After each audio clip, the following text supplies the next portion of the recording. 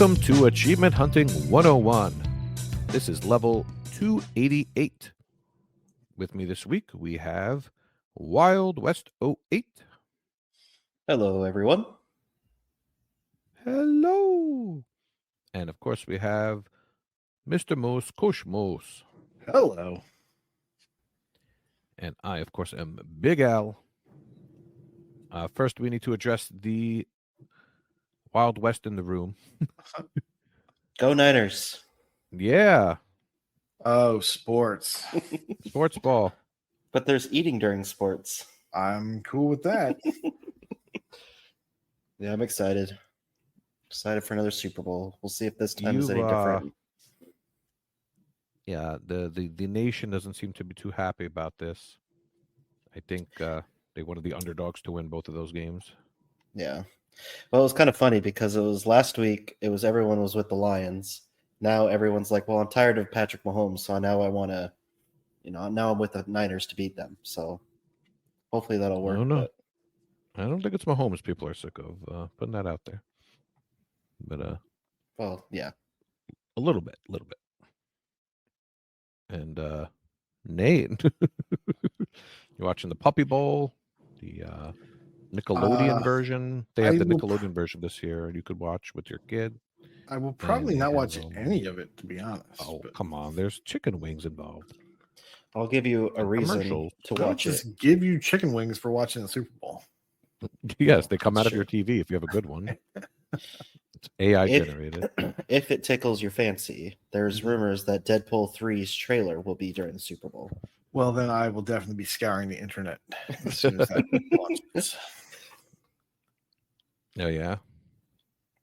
Yeah, I tuned in. Logan's Heroes? I tuned in to watch the Ravens play, and they, of course, lost because of that. So it's my fault, everyone. I'm sure Fufu's still cuddled up in the fetal position somewhere with his Old Bay on his thumb. Look at the Old Bay smelling salts. Fufu is a Ravens fanatic. We did fantasy football one year, and he picked Justin Tucker in like the third round. It just really, yeah, he's crazy like that. He just rebuilt the Ravens team in his fantasy team, right? That's basically what he did. Yes, but he picked all the worst people first. But anyway, Super Bowl's in 2 weeks. I always forget. I think it's next week, but it's not. We got 2 weeks to prepare your foods. So we shall go. Yeah, that's true. Maybe we should either this week and next week we need to hear everyone's favorite Super Bowl foods or sports foods in podcast discussion. Yeah, we could do that during the live stream next week. I think that's good. Oh, there you go. Oh, that's a good idea. Get your ideas going. Yeah, people can. Yeah, what's your favorite Super Bowl deviled egg recipe? Oh man. All right, then after the Super Bowl, what's your favorite? What's Valentine's Day? Valentine's Day. I was going to say, what's the one in March? Oh no. Not yet. St. Patrick's Day. St. Patrick's Day. There you go. Corned beef and deviled eggs. Man, what's happening? But... All right, let me ask the damn question. This is going off wild. Now I'm hungry. All right. Wild West, I think you're going to ask the question this week. This is your brainchild, I believe. Well, I think we all kind of contributed to this one. I was snapping. That's always true. All right. So what features should never be a part of a paid DLC because you consider them to be core features? What are good achievements for title updates? And give us some specific examples to discuss. Elle, why don't you take us away and start us off? Oh, I'll go first. Thanks for asking. All right. Right off the bat, I'm going to give you my answer of something I hate being paid DLC unless it's in a free-to-play game, which is a different story. But if it's in a game that I bought, the thing I hate to be paid DLC is different costumes and skins. So back in the day, when you played Street Fighter 2, when they came out with like the Champion Edition, you could hit 6 or 8 different buttons, and each button would be a different color or a different costume. Nowadays, I'm pretty sure they charge for all this kind of stuff, especially Capcom. I know Resident Evil has some crazy DLCs. They're all like $2, but they're crazy. Do you know what I'm talking about, or am I? I mean, you don't like buying all those Am I bikini wrong? costumes for your volleyball team? All right. Well, I didn't. You were not supposed to know about that. But I mean, I use those models to craft my own. Anyway, Weird science. yes, that's it. Totally not me wearing the bikinis myself, but weird science, right? Chesno says, for the first one, I say anything that was already in the code, but sliced off for an easy profit. I believe Capcom got in trouble for making the ending of a couple of games DLC, even though they were in the code from the beginning. For the second, I always think of House Flipper for great DLC. It adds new features and levels. The DLC is designed to help the user experience all of it. Hope this helps. Of course it helps, Chesno. You always help us. And it was good to see you think of House Flipper, because you usually come up with fighting games. Now, maybe you have like Hulk versus Thor, and they flip houses around during a fighting game. That would be pretty cool. I'd pay for that DLC. Yeah, House Flipper was big around the time Power Wash came out, but it didn't seem as long-lived. Is that still on Game Pass? I believe it is. Was it on Game Pass? Yeah, that one I remember. I think you could just stick stuff anywhere. Yeah. Flip them house. Do you like those kind of DLCs like that, like Power Wash? And I guess Power Wash has more theme DLC, but House Flipper has got quite a bit, but it's expensive and come on Game Pass. Is that something that kind of irks you guys, or you like that?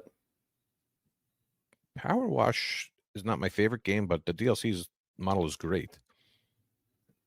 The Back to the Future and the SpongeBob and the Final Fantasy, and some of it was free, and some of it was paid but added achievements. So I think that model works for everyone involved. I was surprised that they didn't take away Power Wash from Game Pass after the year was up, though, and then start charging for the DLC, which is everyone's favorite thing. But I don't know much about House Flipper DLC. But new features and new levels is good. X the Hero. He's probably going to talk about Assassin's Creed. Yes. A separate story for the DLC missions campaign is fine, but the main story should never be paywalled behind DLC. Assassin's Creed 2 tried this early on by removing memory sequences in the middle of Ezio's journey. I think they were $2 each. There definitely was a weird gap in the plot, but the story still made sense without them. The biggest defender here is Asura's Wrath, where the ending to the main story was locked off behind a $7 DLC. And I'm not talking an epilogue or bonus chapter, but literally the last 25% of the storyline was inaccessible unless you paid. It was made even worse by the fact that the content was on the disc/download and the DLC just unlocked it with no extra download required. Yeah, back in the day, we used to be able to tell right away because you would buy the DLC and it would unlock and you would see that it was like 108K or something like that. So you knew it wasn't even downloading a thing. It was just unlocking a key. That was very obnoxious. I remember those days on the 360. I don't think I had ever heard that about Asura's Wrath, though. Are there achievements tied to that? I had heard, yeah, I think there are. Yeah. I had heard that just from people completing it every once in a while, and then the DLC doesn't go on sale very often, I believe, right? Well, it goes on every now and then, but the titles of the DLC are like Chapter 11, Chapter 12. I mean, it's very clear that it's part of the story. That's how they get you. Yeah, that's pretty dirty. Yeah, I always like the ones like in Gears 3 where They added a little bit of like Gears 3 was my favorite because they had a little bit of campaign. They added the Rams Shadow DLC where they had it was like 2 hours and it played just like the campaign, except for half of it you play as the baddie guys. So that was unique. And then there was some horde and the beast mode and multiplayer. So that was perfect to me. It had a little bit of everything. And you didn't need it to get the whole shebang. More games should do that stuff, but is DLC like a lost art now, or do you think it's still going strong? I don't know. I think it's kind of more of a lost art where it's more battle passes now. It's kind of the main rage it's on right now. But they still do DLC. A lot of companies will do it, but I think in the beginning people were putting out DLC and thinking about it more towards the end of the game creation, and now it's just like, all right, let's make the game, and then we're going to do DLC for it, so let's map that out as well, instead of just putting that content in the game first and then worrying about DLC later. But that's just the impression I get. Nate, do you have any thoughts? I mean, some people are doing DLC, right? Like Control. Control has a bunch of DLC that's really good. And some indie games have done DLC, like Grime. Everything I'm going to list is a Metroidvania. Sorry. Okay. So I won't go there. But so yeah, I guess it's more towards the lost art side of things, for sure. It's definitely not prevalent in everywhere. So it's not like it used to. Yes, times have changed, and you're right. It's all battle passes now and season passes, and this skin, that skin. So hadn't really thought about it, but I'd have to say lost art. I think so too. Remember that brief year or so where they tried online passes? That was the worst. It would come with your sports games, and you had those to put EA code. those EA things. You had to spend $10, and that way, if you bought it used, you still had to pay them $10 to access online. Yeah, that was the worst. Yep. Thank God they got rid of that. Alrighty, who's next? Who do I want to call on? How about KooshMoose? Okie dokie. Rhett Stack says, I haven't paid too much attention to what I don't like in DLC. Although Let's Lock the story behind DLC sounds annoying. You are correct. But I do love Power Wash Simulator in that it's more of the same, but in licensed properties. Cleaning the DeLorean from Back to the Future makes me happy in some strange way. Agree. Heck yeah. Izo says, anything that's adding features from previous games in the series annoys me to no end. Battlefield, as an example, in a few games has had things like air combat added in one version as paid DLC, then added to a later game as paid DLC. Future iterations should be improving on old ones, not reinventing the wheel. For title update achievements, just make them something that requires more than just play the base game.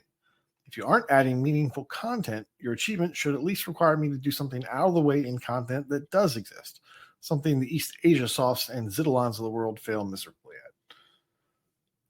I kind of don't agree with the Battlefield thing where so if you have air combat in Battlefield 27 and then Battlefield 28 comes out and it doesn't have air, it just gets so large.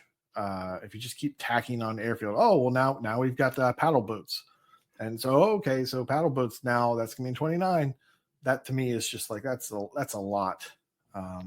Battlefield's huge anyway, so I sort of think that like if it's good enough and it's like go to was it Modern Warfare or whatever, they have the zombies mode, right? Like you always know zombies is coming out and it's going to be I don't know if it's DLC or not. I haven't played one in a while, so but I don't know if that's part of the base game or not. Maybe I'm not defending my point.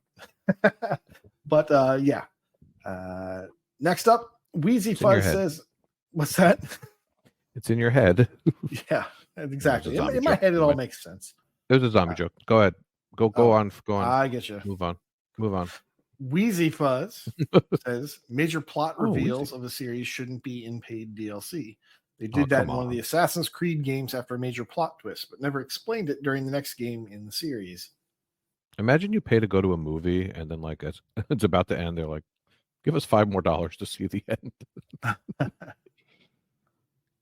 It's kind of like that, huh? It is a little bit like, not to name any names, but Spider-Man Into the Spider-Verse or Across the Spider-Verse does that. Boy. I looked at my watch and I'm like, what? We're not going to wrap this up, are we, guys? And then, Nope. Trilogy. nope. Like, we'll finish this up in the next movie. Well, to be fair, they did announce it as a 2-part thing early on. Did they, though? They did. Did they tell me? I didn't get that email. I don't know if they specifically told you or they sent any kind of notification to your house specifically, but I'm pretty sure I didn't get the memo. You were watching the Ravens game, so you were Probably, as I do. As I do. Yeah. As for me, I don't want to talk about it too much, but what should never be part of a paid DLC, because I consider it to be a core feature, New Game Plus. That really shouldn't be part of DLC, and I'll leave it at that because I have a feeling that Wild West is going to want to talk about that. Extra difficulties, that's base game functionality to me. That stuff should be all part of the base game or part of a title update. You don't pay for that. That's you just don't.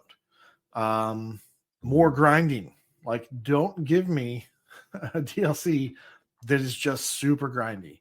And Streets of Rage 4, Mr. X add-on. I'm looking at you. Because the unlock all alternate moves achievement in that just adds so much time and it's pointless and it's just grinding.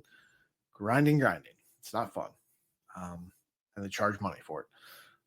What should you do, or what are good achievements for title updates? Well, I'm going to mention one of my favorites again. New game modes in Titanfall, Frontier Defense. That was DLC. And it was not in the base game, and it had its own set of achievements, and it was awesome. New characters, so adding new characters that have new ways to play the game. So, like Shovel Knight, for instance, they added all kinds of different enemies that you would fight, but now you get to fight as them, and they have different ways of attacking. So it like puts a spin on the game. Super awesome. I would say the types of achievements, like alternative solutions, like beat this level without killing anyone, or don't be discovered getting into this base or whatever. And a lot of that would be possible now because in the title update or the DLC, like you get a new power or something that makes it augments the game. And so now there's like a new way to do something, so let's give you an achievement for doing it that way. I think that's a great thing that could come up, and that's fun, and that draws you back into the game, assuming it's a game you liked to play. And an example of that is like Guacamelee, completing the game or area with a new character with different abilities. You would play as the tiger guy, and so you had to beat some arena with him, and then when you're playing as what was her name, the lady, you had to go back and visit your pet. That's her name. Yeah. Mm-hmm. So Zodal or something like that. So I don't know. I don't remember names, but I remember gameplay. And so having to go back to do that was kind of cool too. So there you go. So one of the things that you had mentioned was Titanfall, and that was something I was going to talk about. We can just do that here. So they release. I came in a little bit later to Titanfall because I was in grad school at the time, and I didn't have the Xbox One till a little bit later. But didn't they release DLC, and then that kind of split the player base, like for maps and such like that online? Like you had to have the DLC to play. Initially, yes, and then they made it free. Yes, then they made it free. Yeah. So I would say initially they made a bad decision. That's bad. They shouldn't do stuff like that. But in the end, they made it right by making it free to everyone. And then the tower defense was awesome as well. I love the tower defense, but it's a good way to make it better in the end. The Frontier thing. Yeah. Frontier was awesome. I think Nate liked that a little bit. That's my favorite mode of the game. Indeed. All right, Westinghouse, your turn. All right, so we've got Chewy on Ice saying, I find it really annoying when a DLC or tile update includes a new game plus and or super extra difficulty mode. It's bad enough when the base game has non-stackable difficulties and makes you play the game mode more than you need to. But definitely don't do it months after a lot of people have moved on to something else or promote it as some kind of new cool feature. It is a lazy way of trying to get people to keep playing. Yeah, well, I'll revisit that here in a little bit in my talk or my rant later on. Carpe Adam 79. I am really not a fan of paid DLC. The game should be the game. Make a sequel if you want to tell another story. With multiplayer games, it's even worse, but I hope game companies have learned from these season pass player base splits from the past. Games that find a good way of adding optional paid cosmetics can generate the additional revenue they want without locking parts of the actual game behind a paywall. So it was kind of a little bit of a discussion after the fact of on this one with Far Cry and other stuff. I mean, I don't mind DLC. I enjoy it at times, especially if there's that good game that you really like and you want more content. Like for me, Alan Wake, Control, some of the Far Cry stuff's not bad. Assassin's Creed has some good DLCs in there as well. So I don't mind having DLC. I think the part that maybe for me is a little bit that I don't like, I guess, is when they kind of go through the game and they say, okay, here's our game, and then let's start making this DLC for after the game, instead of just making a good game. And then, once you're kind of winding that cycle down and you're getting ready to release it, saying, okay, here, what are some ideas? What can we do to continue on? Like, I don't have a problem with doing the seasons or the battle content that they do now. If it's free, I don't mind that at all. But having DLC that's kind of just like built in from the beginning is kind of where I don't like that part as well. So I kind of agree with that a little bit. What do you guys think about that? You kind of have I agree with what you're saying. planned DLC from the beginning. It depends, because you don't know how long a game's lifespan is going to be sometimes. Yeah. So my favorite ones were the ones I think they were planned out, and then the game came out, and then there was more and then there was like the season passes. Those are the ones I remember the most. Like the Gears one I said, and there was Halo 3 with all the map packs. Yeah, I guess with the online shooter games, I don't mind those. You should kind of start working on those maps early on just for more content and stuff like that. Yeah, that's those are probably a good idea. Yeah. All right. The last patron response we have is Westlander Januarius. New multiplayer modes should never be locked behind DLC purchases, as those game modes seem to die super quickly, and there is much less chance of finding a pool of players to play with, especially when they add mode-based chivos. It also splits your game's gen, which is usually fruitless, detrimental to the game, in my opinion. Good achievements for title update include those that are player level based, like when you get to level 100 in the multiplayer side of the game, and the release only has one for getting up to 50, and those that are based on the popularity of certain weapons or certain styles of play that have been developing in the game's community since it was released. And I think that's where the title updates can really shine, when the developer can kind of see what people like to do and kind of update some achievements with it, in the later on, and kind of say, okay, you play with this game mode or whatever that's popular. I mean, I think that could work out pretty well. So kind of going back to what Chewy said, I agree with him on a lot of this stuff, and that's probably my least favorite DLC or title updates, however they want to call it. And what grinds my gears the most is just adding, I mean, just specifically starting off, like Gears of War 4 was just terrible in everything that they did. They added at least twice, I believe, they added an extra difficulty mode after, certain, I think it was like a year after they added it, or maybe 8 months after. They added an extra difficulty mode, and then on top of that, in a later update, they added an iron mode as well. So you had to beat it without dying, basically, or you'd start over from that you'd have to start over. So that's just, that content that just adds time to boost numbers. What it feels like is just terrible. And then also kind of like what Koosh said, where you're just kind of grinding stuff. They just decided, hey, let's add this update, and let's say you have to get X amount of kills. I don't remember the exact number, but it was terrible because nothing that you had done previously counted towards it. So me and my friends and other people that I'd played with, we were grinding all this stuff and getting all this stuff done and everything, and then they dropped this update, and you basically were at 0. So anyone that had started it from that point on, they could grind multiple things at the same time because their kills and everything would go to that. But then for us that had already played the game, it was just super annoying because it's like, okay, well, now I've got to play, this online mode even longer because I have to get, whatever it was, X amount more kills. And that was just terrible. Or certain like things like that. I know the outrage on Titanfall, like we had talked about, was kind of big at the beginning, and then they made it right in the end, and then it was a lot of fun. Just playing the different maps, playing the frontier defense was a lot of fun. The game that I'm going to talk about later is Rage from the 360, and they did the same thing. They released a DLC after the fact, and part of the DLC achievements was that you had to beat it in this new super hardcore mode.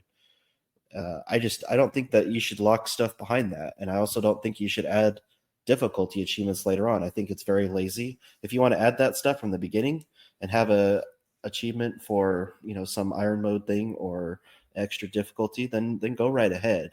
But just adding a drop where you have that included, I mean, it was just, I think I had to play through the campaign. I mean, I guess not have to, but I had to play through the campaign like 3 times for Gears 4 because they just kept adding different modes to beating it, and it was just so just those I don't agree with that kind of stuff. I think the DLC, the story-based DLC, I like title updates like Koosh was saying about trying different things. I think that is absolutely a great way to increase player base, try new things with your game, see what works, see what doesn't work.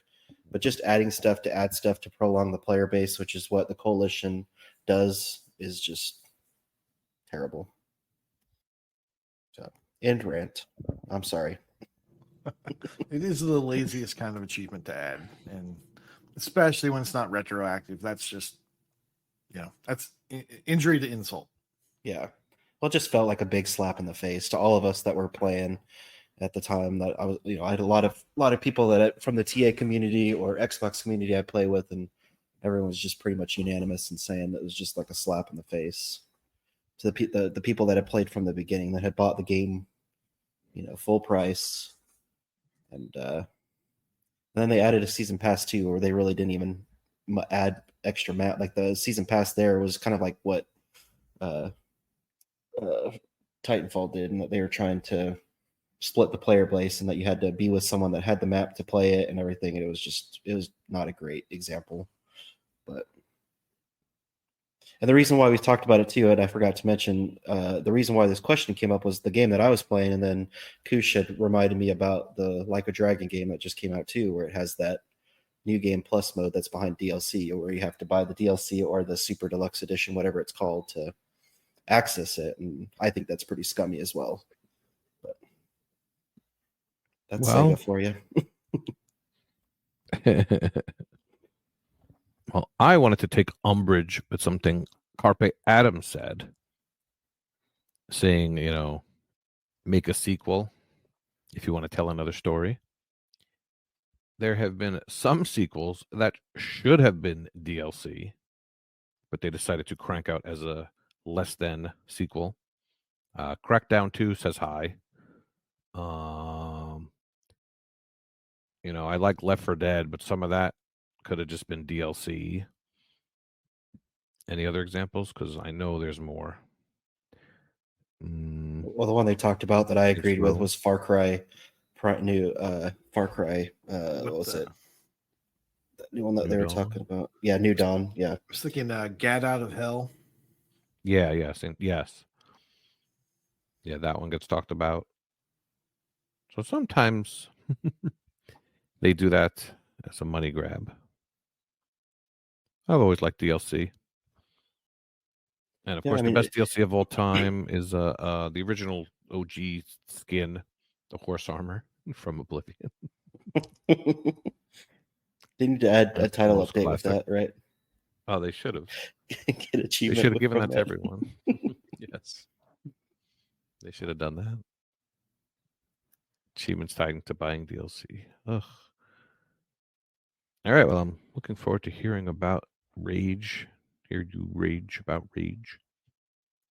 Thank you for your question, and thanks to all the patrons for your answers this week. Just in time for a new contest on True Achievements. Everybody loves True Achievements contests. I think all three of us do at least most of them, if not all of them. So, Mr. West, I'll let you talk about this new contest. Yeah, of course. Elle is talking about leap year frog. And so they're kind of doing something a little different because 2024 is a leap year in my birthday month. So get a nice new contest from TA. And they're going to do it just a little bit different this time, which can be good or bad, depending on how you want to look at it. So what they're doing is you have to unlock an achievement on day one in one game. And then on day two, you have to unlock an achievement in two different games, and so forth and so forth. So day 10, you have to unlock an achievement in 10 different games, all the way up to until there's one Frogger left. So you need to make sure that your achievement is done before. Well, let's see. I want to start this right. So the contest starts at 10 a.m. on UTC time, Thursday, February 1st. And you can register now. And then the periods will start, I believe, on 10 a.m. UTC time. And so you will have to make sure to get your achievement done before then. You can use good old Google to make sure you know what time that is to get your achievement scanned in if you want to play. And then the winner gets TA Pro for however long they stay in. So the last incarnation I was following a little bit, which was crazy, and it lasted 325 days, which is nuts. I mean, I was telling the guys before that people were taking their laptops and phones on vacations and whatever, and just trying to get cell service just to be able to keep playing, or Wi-Fi and everything. So I think they're trying to cut it down a little bit this year so it doesn't go that long by making people play different games. So you don't have a lot of time to get started, but get your hard drives ready and get those games downloaded if you need to, and leap away. And just in case anyone has a question, you can use the same game. You just can't use it multiple times on the same day. So you can play 50 years on day one. You can play 50 years and some other crap game on day two. How dare you? And just So keep you just tacking do- on feast days yourself and such that you haven't played. Exactly. Yeah, settle on game one on day one, settle on game 1 and 2 on day 2. Zidalon PC version of Days One game on day 3. There Yes. you go. Yes. So interested to follow it this year and see how crazy people get. Now, my favorite thing to do is to look at the stats that they do at the end. It'd be great to see, but we know what's going to happen. We know what we're going to see. We're going to see a bunch of garbage, easy games just get slammed out over and over again. Halo Master Chief. Going to be Mad Eye Pad Eye, Nico Montoya.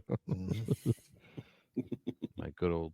I think Northern Lass is going to do pretty well too. She seems to. She's got a lot of games. Yeah, she's got a lot of games, and she's got the drive to do it, and she's shown in other contests the ability to stay strong on those. So I expect her to make a showing too. That'd be cool. Yeah.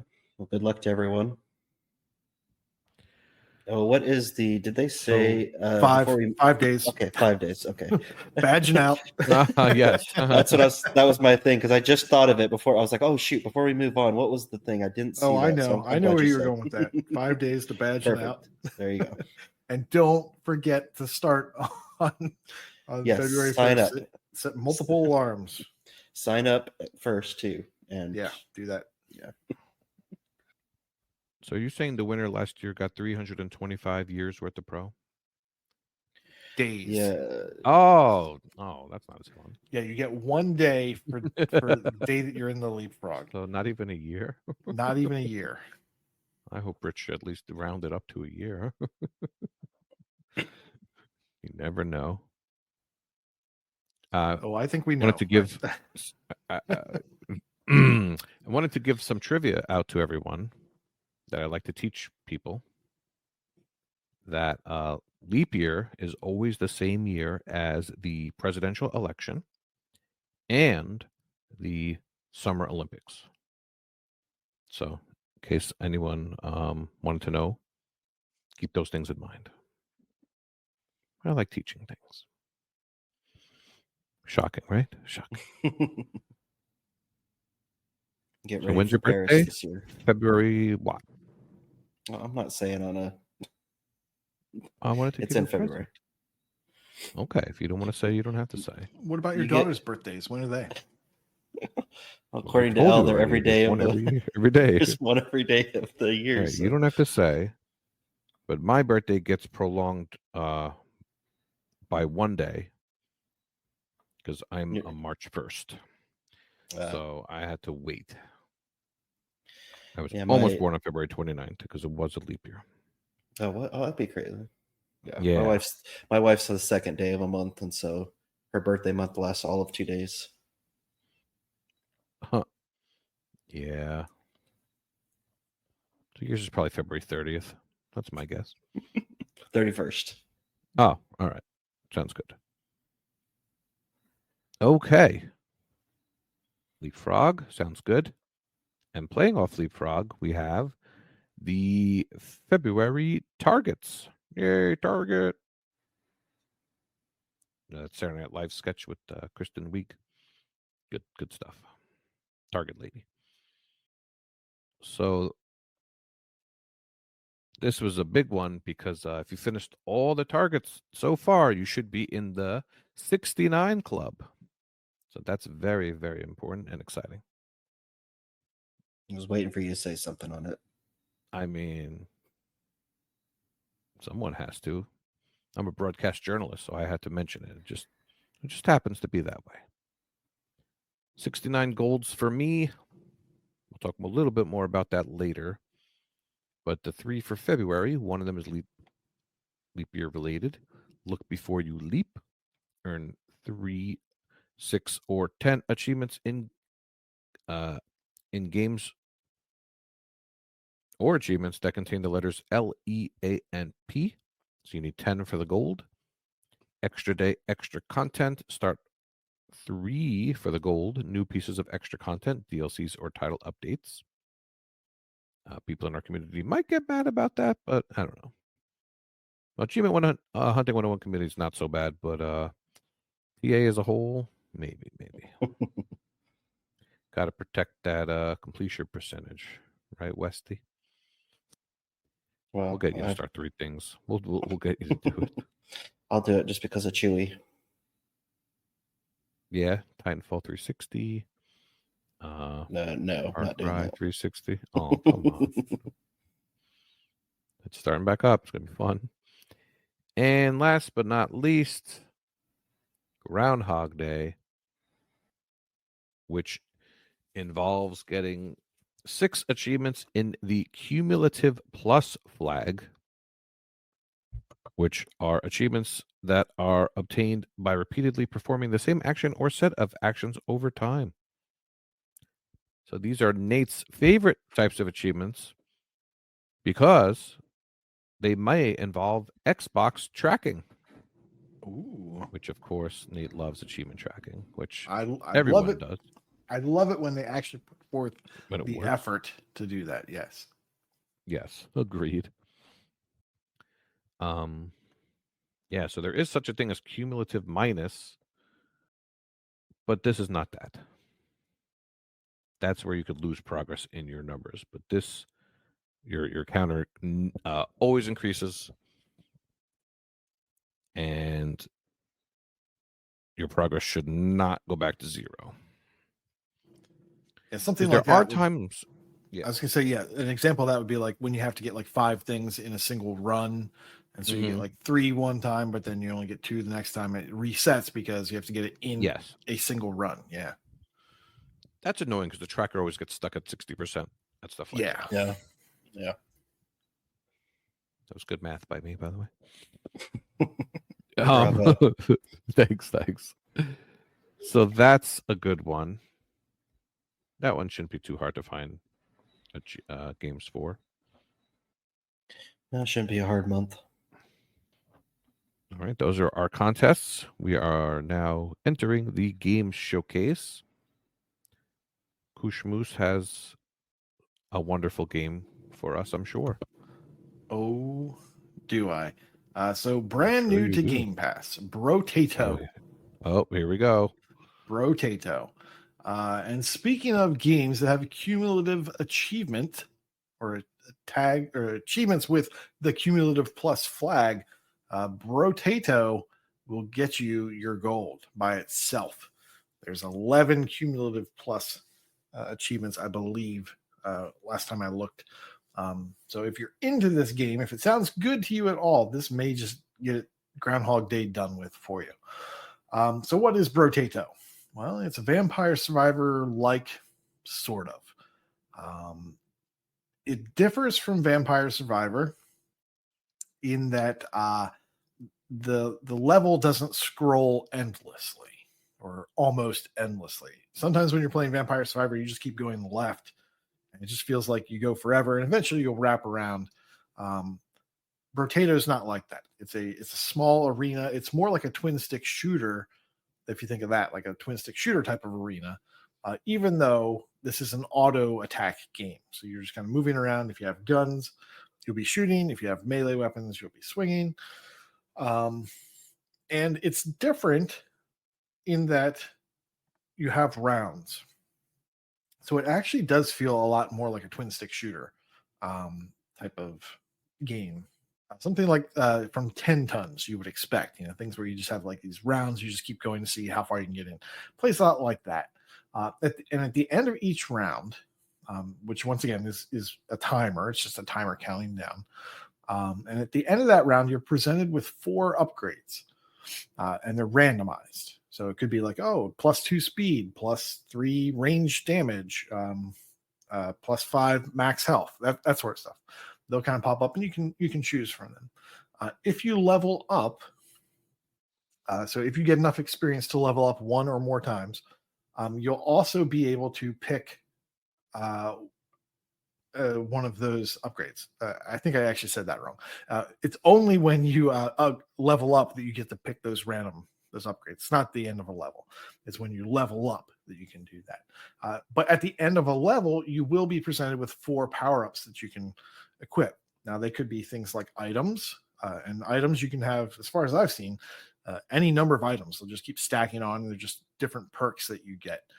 They could be positive. They could be negative. They could be both. It could be something like, you do, or you get 8 max HP, but for this very next round, you start with 1 HP. And if you get hit once, you're dead, and your run is done. So it could be something like that, like a risk reward type situation, or it could be something as simple as +2 damage. The other thing you could get are weapons, and you have 6 weapon slots, kind of like Vampire Survivors. You have a whole bunch of different weapon slots. In this game, though, you can combine like weapons. So you could get like 6 pistols if you wanted, and you can keep combining them. And every time you do that, it'll go up a level. So you combine 2 level 1 pistols, you get a level 2 pistol. If you have 2 more pistols that you combine, you'll now have 2 level 2 pistols. You combine those, you now have a level 3 pistol. You can go all the way up to level 4, and there's actually an achievement, I think, for having multiple weapons that are level 3. I think you have to have a couple of them. If you're worried about how difficult this game is, there are accessibility options that make it really easy. I don't want to say start out with that. Play the game naturally. That would be my recommendation. Play the game naturally, and then as you get towards the end, when you're struggling or you have to just complete these certain achievements, just bring it down a little bit and give yourself a little extra hand. It's more rewarding that way. But do whatever you want. You just want to knock it down from the beginning, you can. And what you can do is go into options, gameplay, accessibility, and you can knock down enemy health, enemy speed, and enemy damage all the way down from 100% down to 25%. Also, if you think the game's too easy, you can bump it up, I think, to 200%. So you can make it more difficult, but no one's going to do that. Like Vampire Survivors, you're actually going to be able to unlock new characters that have new starting attributes that are different from just your base one. You could have somebody, let's say, I think there's one that's like a brawler, and he starts off with more health than normal, and every health pickup is 30% larger than the base health pickup. So if you're just playing the regular guy, and the pickup was 2, maybe you'd get it would be translated to like a +4 health, that sort of thing. And there are achievements for beating the game as all these different types. So in one instance, or one example, you get a character by unlocking or by killing 10 trees. So you kill these little trees will spawn up in the level as you're playing. And once you've killed 50 of those, you'll get an achievement, but you'll also unlock a new character. And that character is like really good at harvesting things. So like there'll be even more trees available when you play as that character, that sort of thing. So yeah, it's a little game. It doesn't seem like it's huge in terms of the scope of Vampire Survivor. I don't think we're going to keep getting multiple DLCs and keep expanding this thing out and out and out. I should mention the art style. It reminds me of No Time to Explain, or also the forget the developer now, the Behemoth. It's that kind of hand-drawn, cartoony type art style. But it is a fun little game. I enjoyed my time with it so far. I haven't spent a whole lot of time, but I've done a bunch to kind of unlock a whole bunch of achievements. I've got 9 unlocked of 83. And once again, there's a bunch of cumulative ones for killing a certain number of enemies, picking up certain materials, killing people with explosions, getting bait, winning runs with specific characters. So this game is going to allow you to just kind of pick away at it, play a little bit here, a little bit there. If that's something you like about Vampire Survivors, maybe you'll like that about this game as well. I should mention that a successful run means 20 levels and killing the boss. Once you've done that, you've basically beaten the game with that character, and then you can move on to the next one. But that's it. That's Brotato. Have you done a boss yet? Well, that's a personal question. Mm-hmm. I have not yet gotten to level 20. I didn't know at the time that level 20 was a boss level. I think I got into the high teens or whatever. But yeah, I wasn't really aware of what I needed to do and just kind of messing around with it. So now that I know that it's level 20, I can kind of shape my runs for that. I also had no idea like what to do for the achievements, which is, I like to start a game and just kind of play and see what's going on. But after I got a feel for it, I was like, okay, let me look at these achievements. And I think the best way to play this is just find a starting type that you like, figure out how the weapon system works, and get your first boss kill.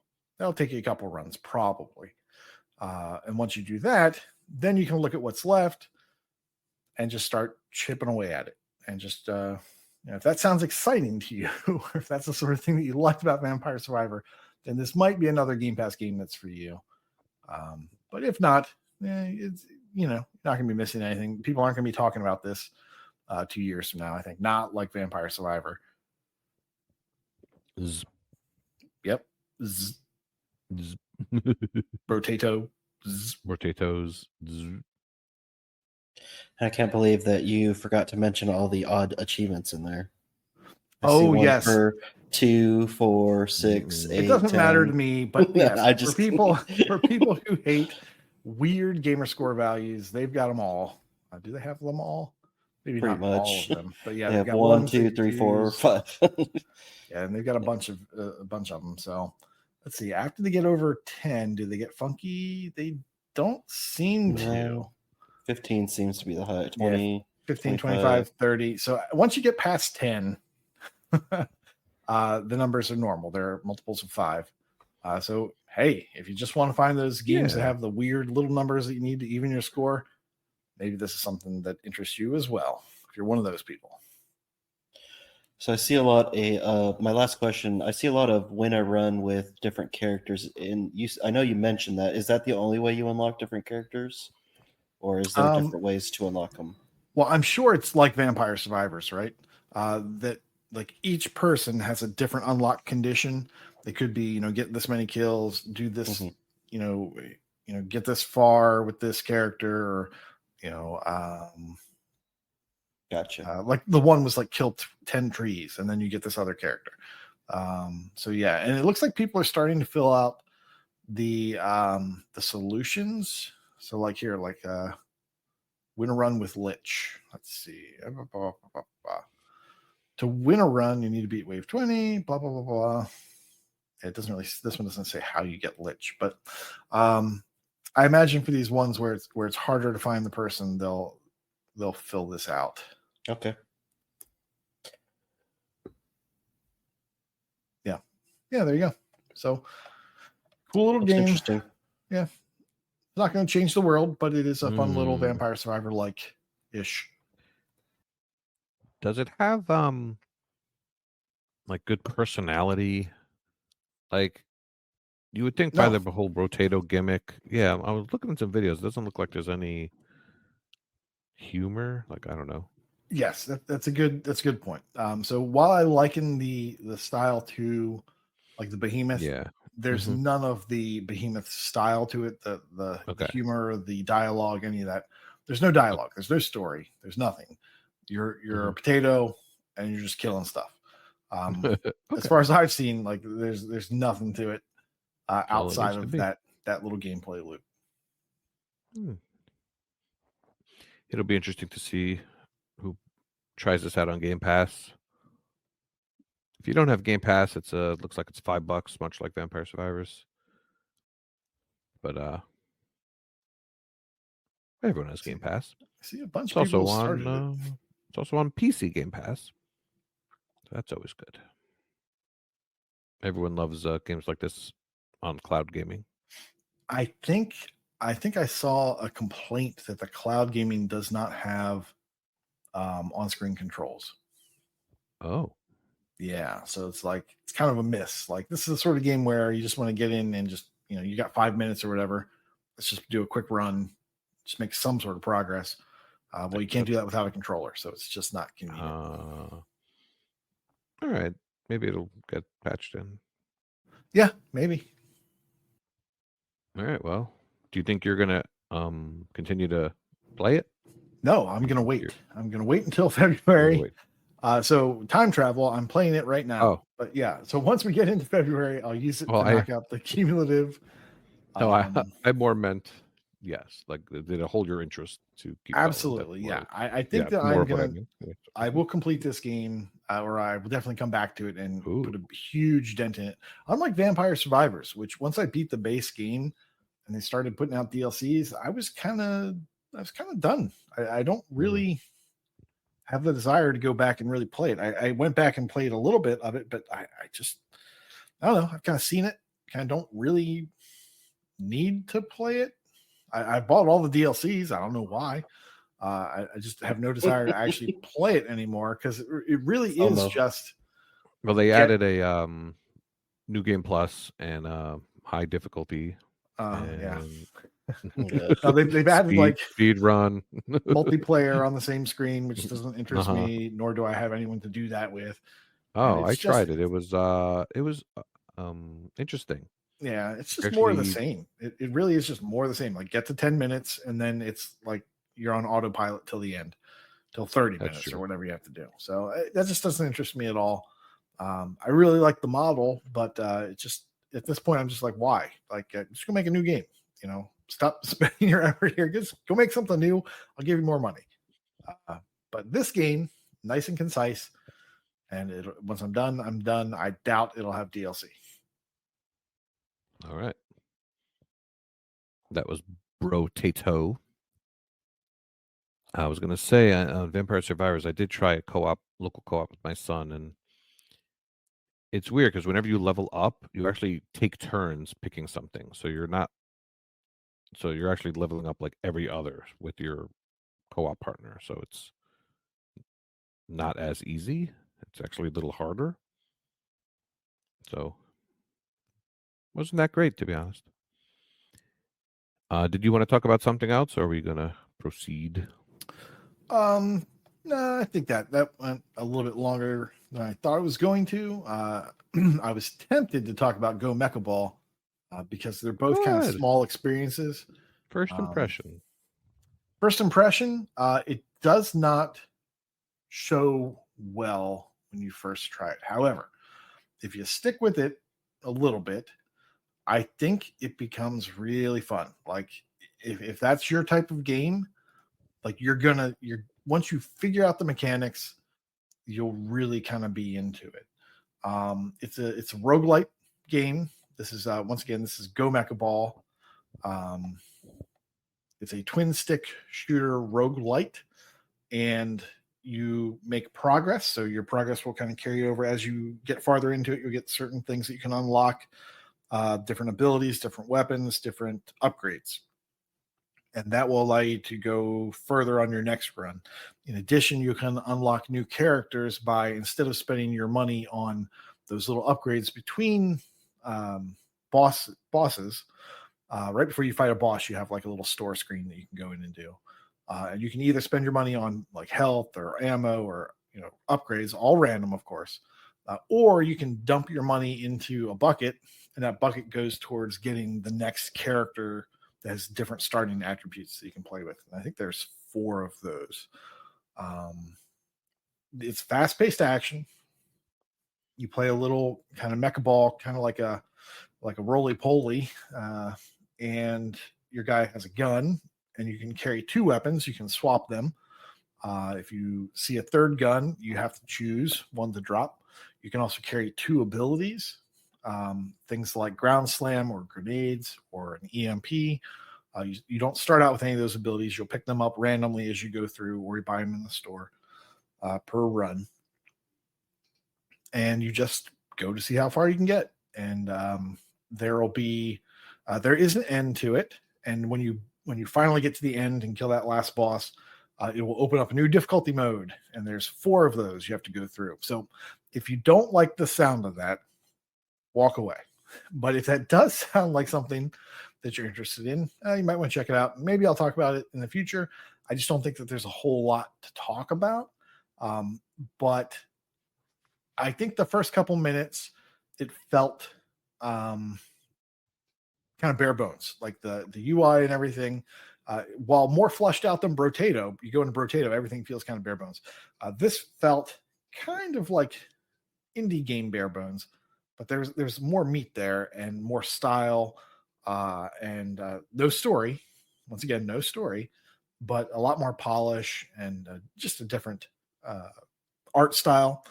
And it's really kind of fun to go into the rolling mode and kind of bounce off of bumpers and go over like these little speed strips that speed you up and go up these ramps that launch you into the air. That part is really cool, and it's really fun. And I think that if once you get the hang of that, the game really gets fun. And so I've played for about 3 hours. I'm really liking it. I will try to complete this game, but it might have a problem with skill. Like it might just be beyond me. I did read a solution towards the end of the achievement list that said you can kind of cheese it. There's no accessibility options in this game yet, so you can't turn difficulty down or anything. But what you can do, kind of like in Dead Cells, is not unlock everything. If you only unlock upgrades, then that will allow you to kind of cheese the game, in that the upgrades are the most powerful things. You won't be increasing the pool that the RNG pulls from. And instead, you'll only be getting these upgrades that tend to do things like allow your abilities to recharge faster, allow your dash move when you bash into things to do more damage, and also make it refresh your abilities faster when you do that sort of thing. So I'm going longer than I meant to, but but yeah, it's fun. So maybe I'll talk about this in the future. Maybe I won't. Let me know. But that's Go Mecha Ball. I think it's not going to be for everyone. I think everyone could do Brotato because of the difficulty and turn it down. And I think a lot more people could play that than would play Go Mecha Ball. But if you like roguelites and you like fast-paced action, kind of twitchy stuff, check out Go Mecha Ball. All right, very cool. All right, I will go next. I've had a very interesting January, mostly due to the targets. There was one that was not so easy, and that was backwards compatible achievements. Needed 15 of them. And back then on the 360, it took more than a few minutes to get an achievement, unlike on the one. So I started the month wanting to bang out Prince of Persia: The Forgotten Sands, which is a 3D Prince of Persia. Not like that nonsense you've been playing, Nate. Prince of Persia was never meant to be a 2D game. I don't know why you would think it would. But that's more of Prince of Persia: The Forgotten Sands is more of a Tomb Raider type of game where you're swinging from ledges and jumping and the occasional battles as well. So that game is supposed to be an 8 to 10 hour game, but I don't know. It's pretty long. So I didn't get to finish it, and I got like 8 or 9 achievements in it this month. So I had 2 days left in the month, and I needed to pivot. And then I remembered my BCM game of the month was Comic Jumper. And lo and behold, I had 6 achievements left in that game, and I needed 6 more for my backwards compatible target. So I switched back to Comic Jumper, and Comic Jumper came out in 2010, and I started it in 2015. So Comic Jumper is the game I'll be talking about. It is a title from Twisted Pixel Games, and boy, do I miss Twisted Pixel. For those who are unfamiliar, they made primarily downloadable Xbox Live Arcade games, such as Splosion Man and The Maw and Miss Splosion Man. They dabbled in there was one retail title they came out with. Do you guys know what that is? Excellent. No, I don't think You'll so. know when I tell you. You'll know when I tell you. No, I think I know. Is it Loco Cycle? Loco Cycle. I feel like that was them, but maybe not. That was them. I don't know if they came out with a physical release or not, because it was only like a $10 digital game. The retail release they came out with was a Connect game. Does that help? Excellent. Connect It's called Exports. the Gunstringer. I was gonna say Gunstringer. I remember that. Yeah. Sort of. So that's the only time they came out with a disc, to my knowledge. Loco Cycle came out in 2013, which is when the one came out. And back then, this was the fast title to get, a 5 to 6 hour game. This was one that a lot of people got as a fast completion. I remember that. And I liked Loco Cycle. A lot of people didn't. But we're here to talk about Comic Jumper, which is about a superhero, Captain Smiley, and a lot of superheroes have sidekicks. He's got one right on his chest, and he just goes by Star. It's a giant star on his chest, and they bark at each other all game. They they basically just fight with each other and say funny things. And this game is just hilarious. You might remember a game for the Genesis called Comics Zone. This is somewhat similar. You do go into essentially comic books and you play through the comic book, and some take place in all different years, so you have all different kind of stuff going on. And I believe there's 9 or 10 levels in this game, so it's not very long. But the achievements, unfortunately, since it's an Xbox Live Arcade title, there's only 12 achievements for 200 gamer score, which will probably turn off some people. However, there's a chance that many people have this game, since I think it was Games with Gold in May of 2019. So as you start off, you will come to learn that there's a couple different genres this game is. It could be a beat 'em up where there's melee fighting, but primarily it is a run and gun twin stick shooter, which is unusual in a platformer type game. So you're running around and you're shooting stuff, and you're platforming. And as you go, there's checkpoints, and they're pretty generous checkpoints. So there's achievements for finishing 3 issues of each of the 3 types of comics, and for beating bosses, and for maxing out your abilities. So it's a pretty standard list.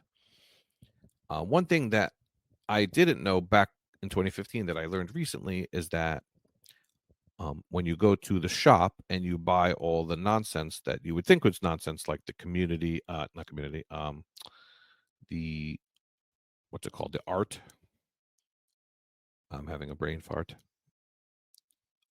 The concept art. That's the word I'm looking for. So you buy the concept art, you buy the videos, the audio. Whenever you buy any of those, it adds money to your bonus at the end of each stage. So every time you finish a stage, you get money, and you need the money to buy upgrades. So once you buy the upgrades, you get another achievement, and of course, having all your stats maxed out makes the game a lot easier as well. So it's hard to explain, but this game is just hilarious, and anybody who likes humor in their games should definitely play it. Smiley's constantly saying crazy stuff. There's a lot of toilet humor as well, so of course I love it.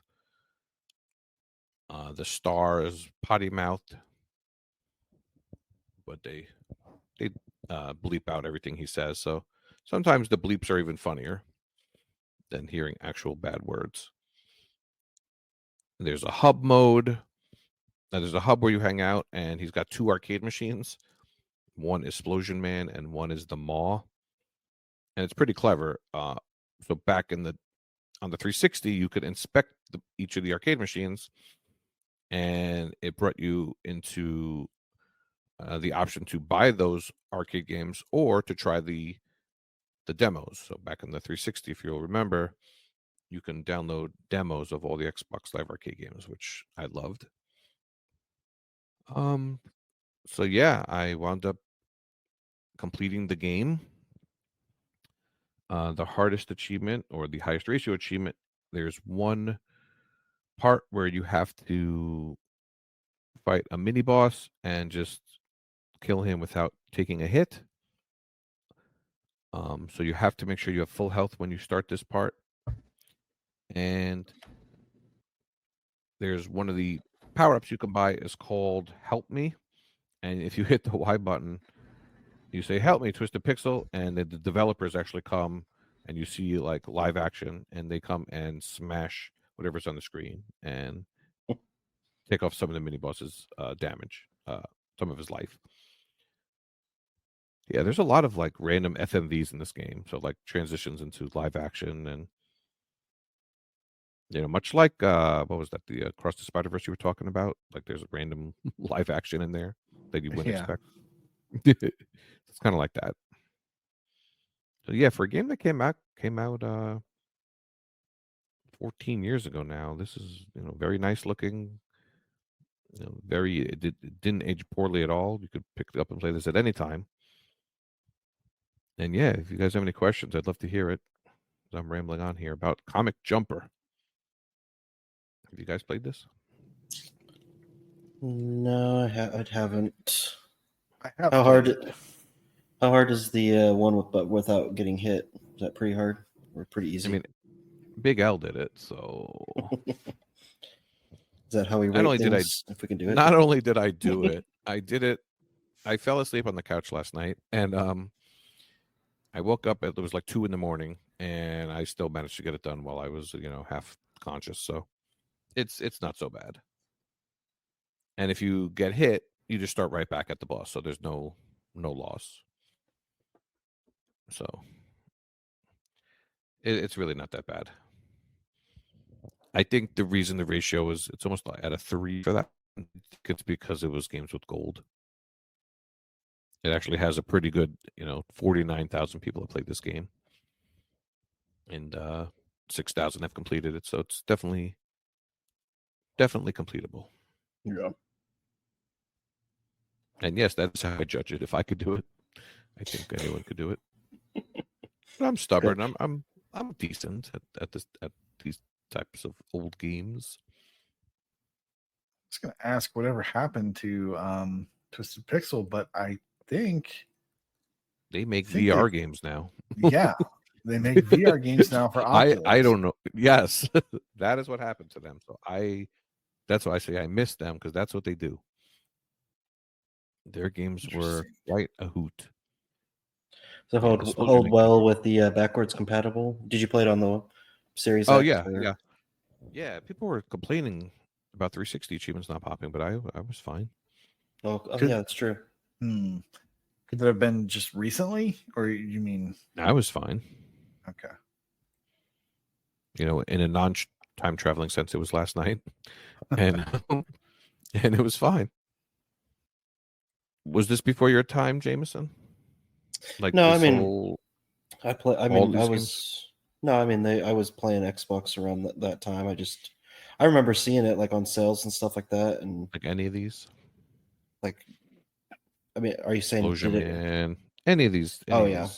No, I mean, I'm not much of a run and gun type person. But I mean, I remember seeing it. I was looking for it when I saw that you were going to talk about it. I was kind of looking for it to see any sales or anything. It has been on sale for a while, unfortunately. No, unfortunately, yeah, it's a $15 game, which is hard to recommend, even if I enjoyed it, because there's just so much fighting for that dollar these days. I mean, that's a month of Game Pass. But if it does go on sale again, I would grab it. I put a price watch on it, so I'll look for it in the future. Looks like something that would be kind of fun. Looks like I picked it up in release week. Like 1 week after it released, I popped an achievement and then waited 8 years to get another achievement. That's the way to do it. Yeah. Contest popped up. Yeah, there's definitely some sketchy humor in this one. There's some stereotypes of certain cultures that even back then was not good, but these days would never be released. So if you're into that and don't get offended too easily, give it a whirl. Is there anything else I clicked on here? I can't even read my own notes. Anyway, moving on. That was Comic Jumper. Wild West, you are our main event.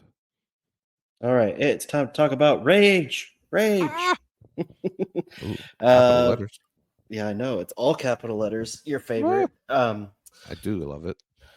So like Elle mentioned the other week, Chewy has a contest on right now for patrons to do called Just Punch It, and try to finish games that you have an 80% completion or higher.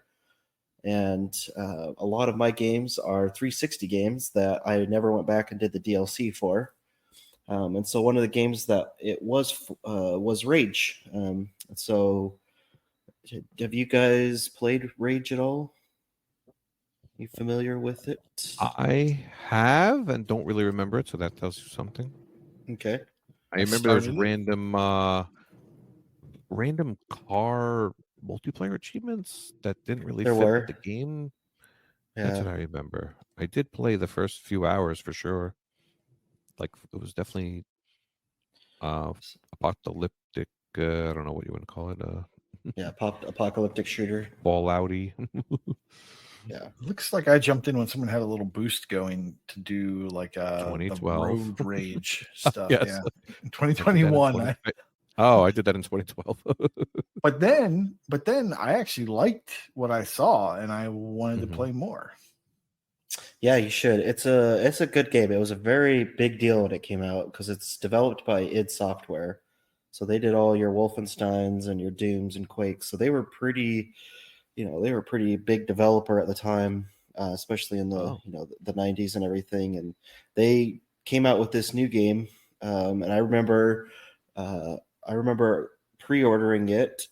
They gave you an upgrade for the Anarchy Edition if you did, which gave you some extra useful items that were more useful for the beginning of the game, but still, it was a good.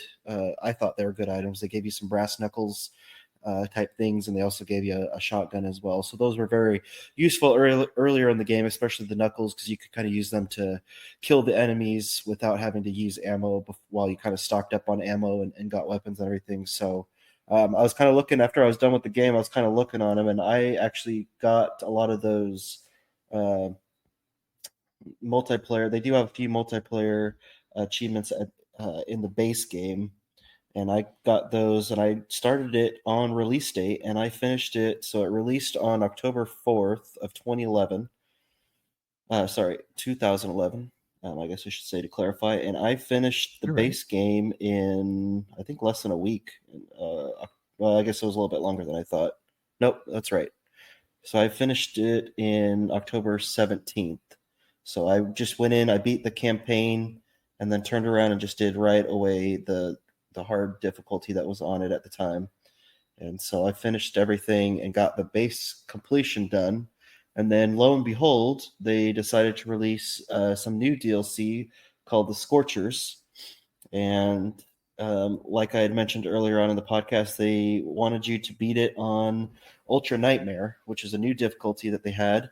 And I was like, nope, I'm not doing this. I'm out. I'm done. And I wasn't ever going to do it, or what, very low percentage I was going to do it until Chewy's event came along. And I was like, you know what? I will go back and do it and see how I like it. Kind of do a retrospective of it after I played it, such a long time ago. And I really liked it. I still like the game. The new difficulty notwithstanding, the rest of the DLC was not bad at all. What it does is it adds a few extra missions into the game. So the this game is an open world game as it's classified on TA. I wouldn't really call it too much of an open world because to me, open world is you can go to different areas and do different things. This is like, hey, you start out, you're what happened was is there's a meteorite that hit the moon, which caused fragments, and with they basically was going to hit Earth and everything. So they created these arcs that specific people are going to be in under, and they would be in these arcs for a certain amount of time, and then they come out and they'd be able to basically repopulate the Earth. And there was some problems with it and everything, and so you come in like way later than you were supposed to. You get picked up by a character that's voiced by John Goodman, and then he takes you to his settlement, and then you start from there. You just do missions, go to a different settlement, missions, and then you just kind of go till the end of the game. To me, I don't feel like it's very open world because you can go back in certain circumstances. You can go back to different outposts. There's like nothing you can really do once you go back there. So it's like, hey, you do a few missions here, and then you're just going off to a different area. So I would think that the sequel is more of an open world to me, in my opinion. But it is an open world if you ever need those achievements in there. And um, during those missions, you can play the new DLC missions in them, and it probably adds an extra, I don't know, maybe 6 to 8 hours worth of missions to finish the DLC missions, and then to finish the whole DLC, it's about 15 to 20 hours, I would say, because you got to beat the whole campaign on the hardest difficulty. But there is a glitch in the game And so the glitch is related to a casino game that you can play, and you basically can you can see a video on YouTube if you ever want to do it, and it'll give you unlimited money. So you can use that to buy all the ammo you need, all the upgrades you need, everything like that. So it makes it a lot easier to go throughout the game and have all the ammo and crafting items that you need to play. So this was one of the games I was very excited for when it came out, and I really liked it, and I gave it a 4 out of 5 when it came out and finished it and everything. And the DLC was kind of a little bit lower because of the extra difficulty they added, but I did enjoy playing through the game again, because it had been 13 years since I'd played it almost, and it was fun to go back and go throughout the whole game. And I was kind of doing some extra side missions that weren't what I needed. I didn't just stream like I did with Andromeda. I did kind of branch out and do some of the extra side missions that I didn't need to for achievement, because there weren't any achievements on them or anything, but just wanted to kind of experience the game again since it had been so long. And I think that I think it's the whole game is very good. It's $15 for the base game. Let me see, the DLC is $5. So $5 is pretty good. You $20 total, or you could probably find it cheaper because it is on disc, and it goes on sale every once in a while. I do see it every once in a while with it. Looks like the lowest it's been is $3.74. So it's you can get a really good game on the 360 for any kind of contest or whatever, or just because you like the genre. It's definitely worth it. I enjoyed the guns that they have. They have just your typical guns that you run through and play with. Nothing too crazy, but there are some fun stuff. You can create some bots and turrets and stuff like that with different crafting items that you'll pick up from boxes or you can buy in stores. And I will say though that if you guys haven't experienced it, the ending is kind of bad. I remember playing it initially back then in 2011 and just being like, I was playing it and there's not really any kind of end game boss. You just kind of get to the end and you're trying to do this stuff, and then it's like the game's over. And you're just like, I just remember feeling like, wait, what? That was it? Like it wasn't anything like big and grandiose or anything, but notwithstanding that kind of interesting ending, the game as a whole is just a lot of fun, and the sequel is really good too. I finished it a few years back and I enjoyed it, but that's Rage. I think it's good. It's a good 360 game. I think it's probably one of my favorite 360 games ever. It's backwards compatible. It's on Game Pass too if you don't want to buy it. So yeah, I was just looking for my disc, and then I realized it was on Game Pass this whole time. Yeah. So. Well, but yeah, it was the developer. Bethesda was the publisher. So It's like obviously 25 gigs. It's pretty big. Yeah. It's a chunky game because of it's. I still think graphic wise it holds up pretty well to today's standards. So it's pretty. I think it was well done, and I was probably actually didn't get it.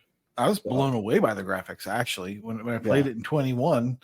For that little thing, I was like, hold on, this looks really good. I don't know if it was the upscaling or the the enhancements that the series put onto it, but yeah, it looks great. Yeah, I would agree. Even playing it today, So I didn't really hear you rage too much about this Ultra Nightmare difficulty. I wanted to hear you like scream and get mad. Well, I kind of did that earlier when I was doing my I wanted to hear, how was it? Was it So I guess it's fine. it wasn't too bad. I didn't discover the glitch till I was about halfway through the game. I was looking on a guide for something on TA, and they had mentioned this glitch, and so I was like, oh, okay. So I looked it up, and so I played about half the game without it, and it's not too bad. It's like 5 or 6 hits, and then you're dead. You do have bandages that you can use to get full health. You do regenerate health, so you can always just kind of get out of cover, shoot the people a few times, and then drop down into cover. I would say like 90% of enemies just shoot you from cover, and so you have the rare people that will try to rush you and everything. But for the most part, it's not that much. It's mostly I was just trying to manage money and everything, so I wasn't spending a lot before the glitch and then everything. But other than the difficulty achievement, the rest of the DLC was fine. It was a interesting couple extra stories, missions that I did, and overall, I still enjoy the game quite a bit. Called The Scorchers. Okay. Yeah, Scorchers, $5, not that much. So, and it's got a ton of tags. Like if they ever do a thing that you need tags, it's first-person shooter, automobile, open world, vehicular combat. So if you ever need anything for a contest, it's got you covered. Did you use the walkthrough at all in TA? I didn't, just because you could pretty much just go if you need to, because I had already beaten the game before the walkthrough, so I didn't need to know where to go or anything like that, because it has it shows you where to go on your map and whatnot. But Just curious if it was any good. Okay. no, I didn't really. I looked through it just to kind of see it after I was done, and it looks like a good walkthrough. So if you like playing with that kind of stuff, it holds your hand pretty well. So. Yeah, I don't know if you know this about me, but I get lost in these type of games very easily. I get lost in a straight line, so yeah. Well, the good thing is there's an in-game map, and it'll tell you exactly where you need I to go. remember getting stuck in that game. All right. Well, I had fun hearing about Rage. Is there anything else you wanted to say before moving on? No, I'm good. Good. Sales. That's my attempt at a sale, Gway. That wasn't the best one yet.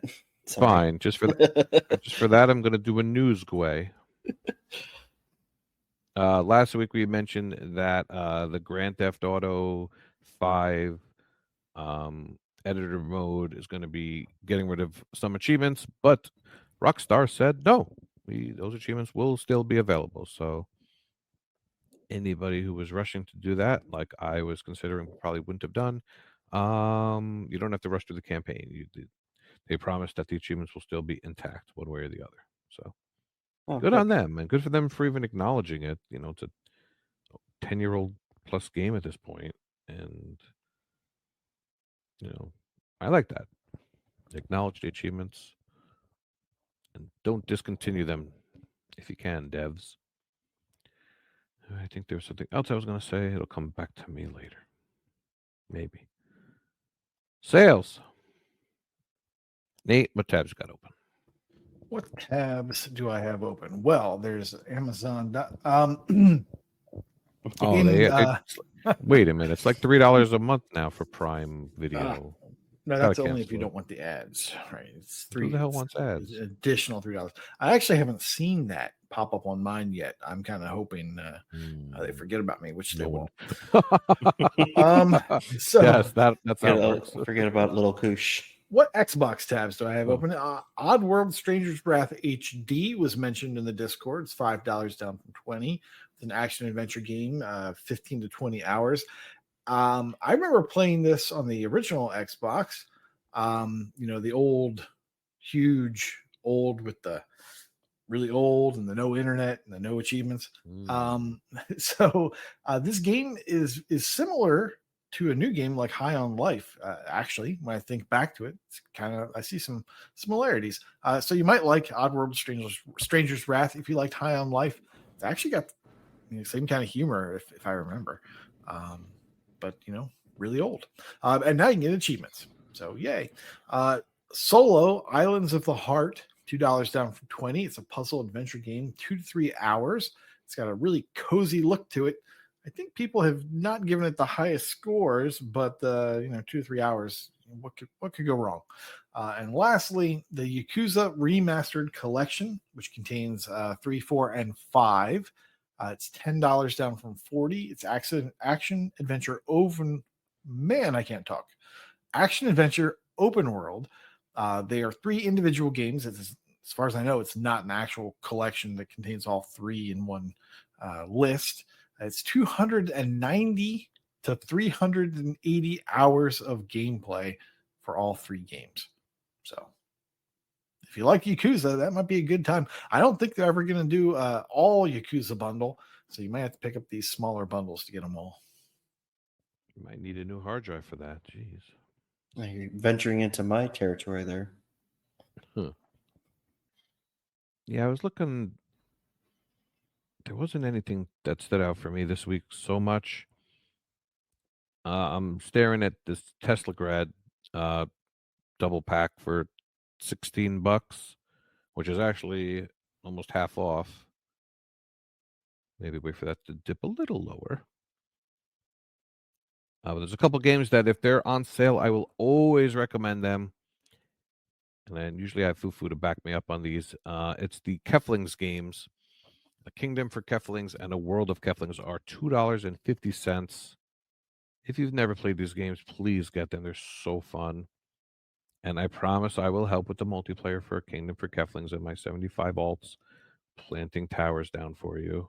Anybody who needs it. I actually have fun doing that. I want everyone to buy these games and play them, so maybe Ninja Bee will come back to life and make some more Keflings games that are not virtual reality. I think they did do that. I don't know. All right, I wouldn't mind more Jameson. Kepling games. There you go. See, you don't know anything about management and simulation games, so didn't think to ask you. No. All right. I was kind of in the same boat. I was kind of looking at stuff and complaining to Koosh earlier that they're just the same stuff over and over again. But I saw Murdered Soul Suspect for $2.99, down from $19.99. Oh, It's an oldie but a goodie. I liked it. I enjoyed it. I did the stack on it. The other one was Trivial Pursuit Live 2, $4.99, down from $19.99. It's a party educational trivia game, 8 to 10 hours. So pretty good deal there. If you like those kind of games, or want a party game, or want something for a future contest. And then the last one I saw, if you need them for your Master Chief collection, you got Halo Reach is $2.49, and Halo 3 ODST is $1.24. So those are extra add-ons for the game. I think Halo Reach comes with Game Pass when I was looking on Xbox Live, but Halo 3 didn't say it did. So maybe I'll be corrected in the Discord, but still, if you need those add-ons to your Halo Master Chief collection, then they are on sale right now, and they're good games. all right. Now I remember what I was going to say before.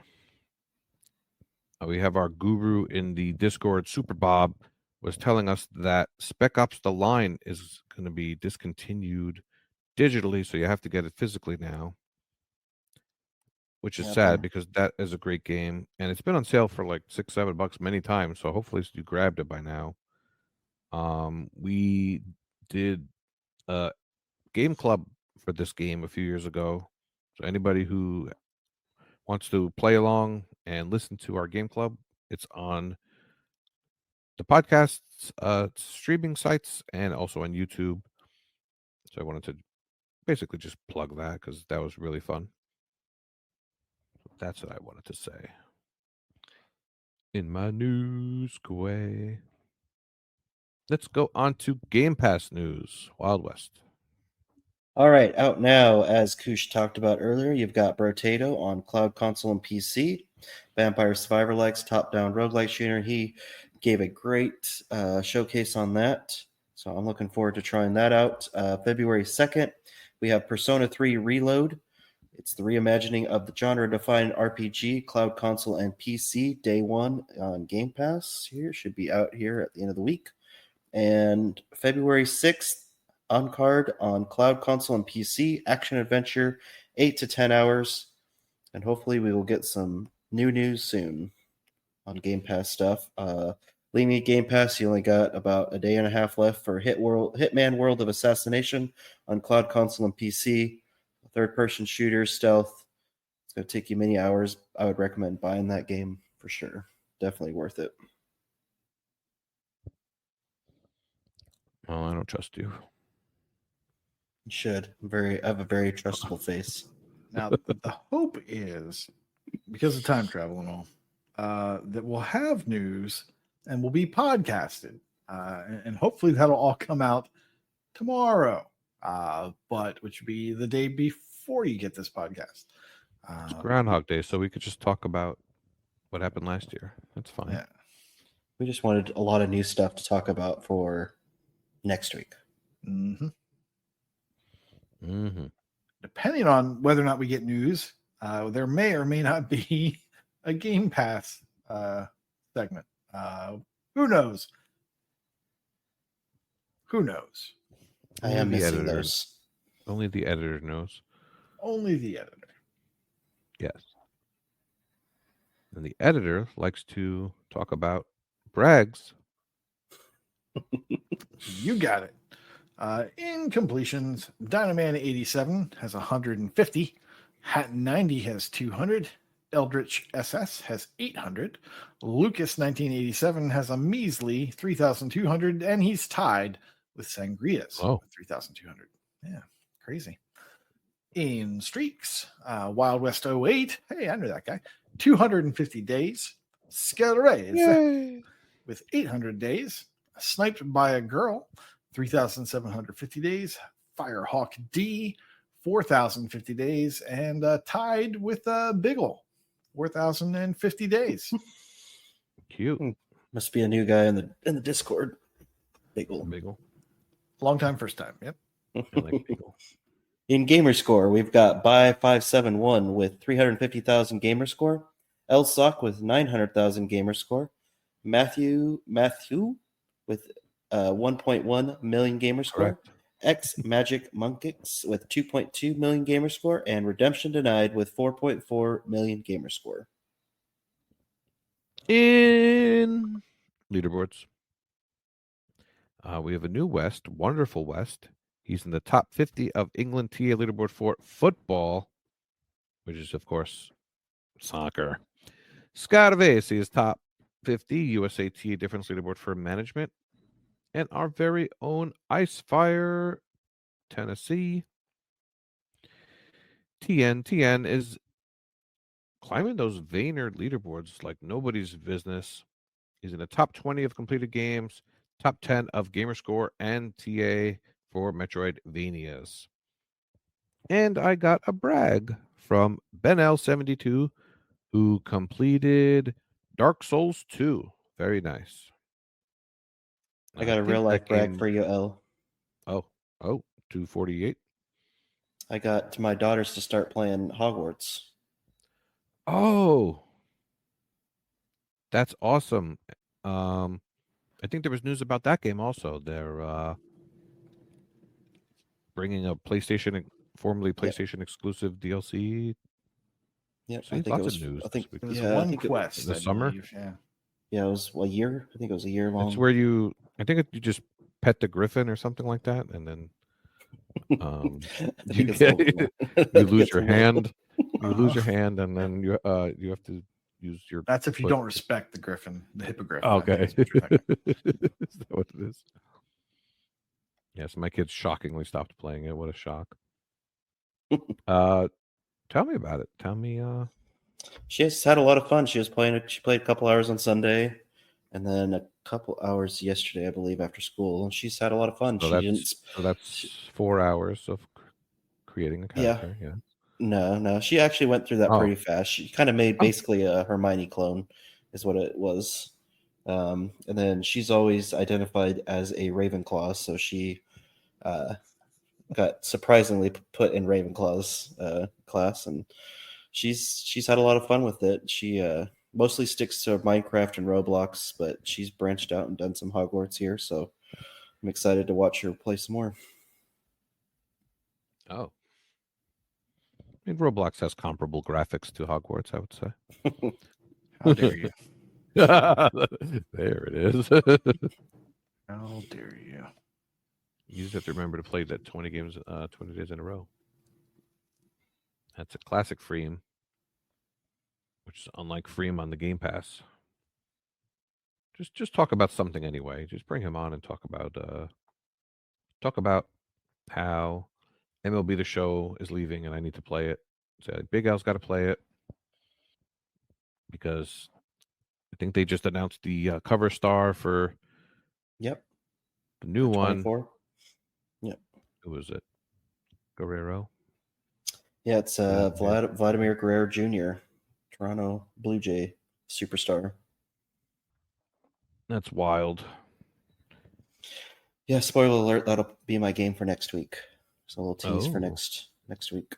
Because his daddy was on the cover of the game 18 years ago. I Yeah, believe. that's right. Let's see. MLB 2006. This is baseball, Koosh, the one with the bat. Yeah, sorry, I fell asleep there. Fell asleep playing Yakuza games. Yeah. There you go. Yep, MLB 2006. You like bats and balls? Yeah. Well, no, my day was called Mecha balls. Stick and Hoop, but Stick. yeah, stick ball. Yeah, Yeah, I'm sure you played stickball in the street, and you were like, car, and then barefoot in the street, wearing suspenders and a nice coat of dirt. Yep. Little train Yes. hat on. Yeah, my little newsy hat. Yep. Oh my god, I would love to see that. And you probably had the same beard. Oh man, I could totally see He's it. born I with could the beard. see it. Yes, I could totally see it. Well, anyway, Mm-hmm. we should play some multiplayer MLB Jameson Sure. and stream it and have Koosh do color commentary.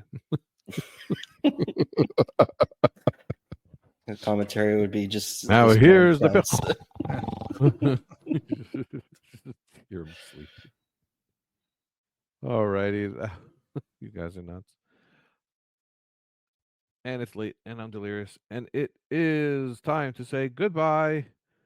Thank you for coming to Achievement Hunting 101, and class is dismissed. There it Good is. night.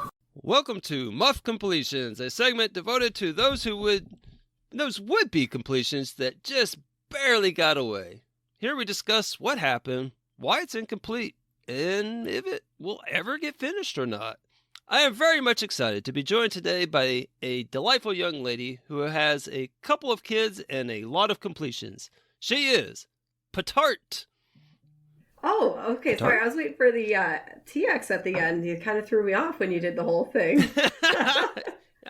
Petart. That's it. And you're describing me as a is there young other lady. Petards out there? There is a Mr. Is there Petard. other Petards? Yeah. Well, that's true. That's true. I forgot about that, but there's not like one for each state or anything. Is there, I'm like Petart, TN, Petart, AR, Arkansas, Petart, KY. It took me a minute to get where you're going with that. Yeah. Well, I got your home state It's represented in my gamer tag. That's right. Yeah, that's the best one. So Petart, Texas. It's a growing opportunity for people in other states. You can get your franchise now. Michigan's not claimed, even though I live there. There you go. Yeah. So, well, now I think maybe I should expand, since this is the first one of these and possibly the last, depending on how this goes. But I just want the audience to know that we're basically taking each other's gaming list and looking at it and finding 2 games on there that are muff completions. So if you're not familiar with the muff completions, if there's like 20 achievements, you got 19 of them. If there's 10, you got 9. You see, you fell one short, basically. So we don't know what games the other one has picked for one another. And so we're going to basically surprise one another and with our choices and kind of discuss it at length. And for those of you thinking, maybe I've heard this recipe before, I can assure you, this is in no way abandonment issues. This is not that. So if you're thinking that, you're wrong. Okay. There you go. Disclaimers are now done. Yeah. Anyhow. And speaking of disclaimers, my voice is a little rough. Unfortunately, I did recently contract COVID. Still, we did not record last week because of that. No, we did not. And then the week before that, there's something else. I forget. You lost power. Oh, that's right. Yes, a rain shower. Not a thunderstorm, but a rain shower came through and literally knocked my power out right is an hour before we started recording. It was ridiculous. Yes. So, and then I do remember that now. Yes. And then precisely a week later, I tested positive for COVID and was maybe this is not supposed to happen. Maybe the universe is trying to tell us something. And so I must say that my voice is not 100% either. I spent all weekend down in Destin rooting on my beautiful and talented wife in a dance competition. So I was yelling a lot. So we're both struggling here. So you were hopefully this is not just awful sounding. So you were that parent at the soccer match. I was that guy. I was the parent of my wonderful. I'm not sure how to tie it to a kid, but yeah, my wonderful wife. Who I taught everything I know, and she's really become an amazing dancer. I didn't teach her anything.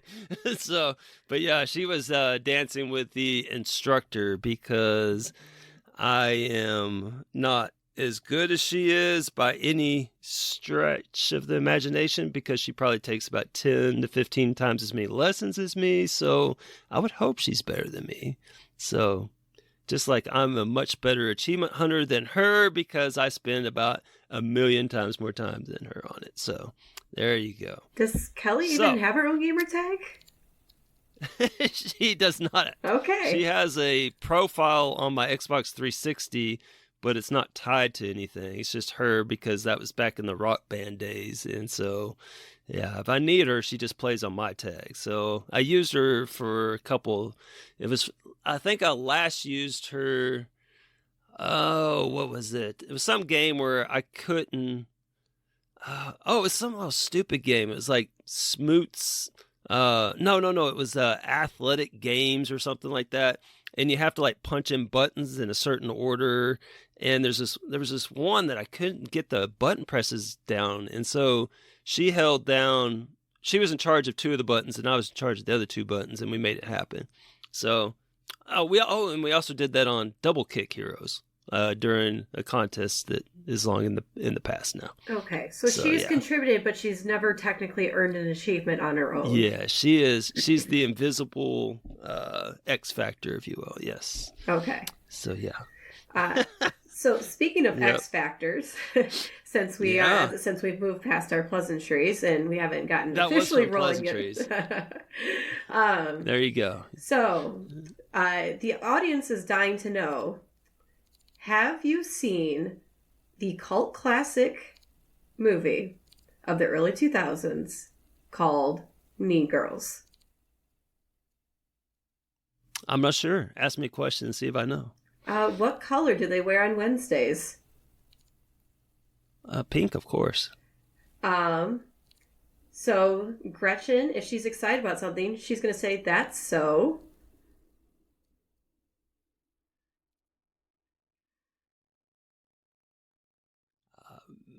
Totally awesome.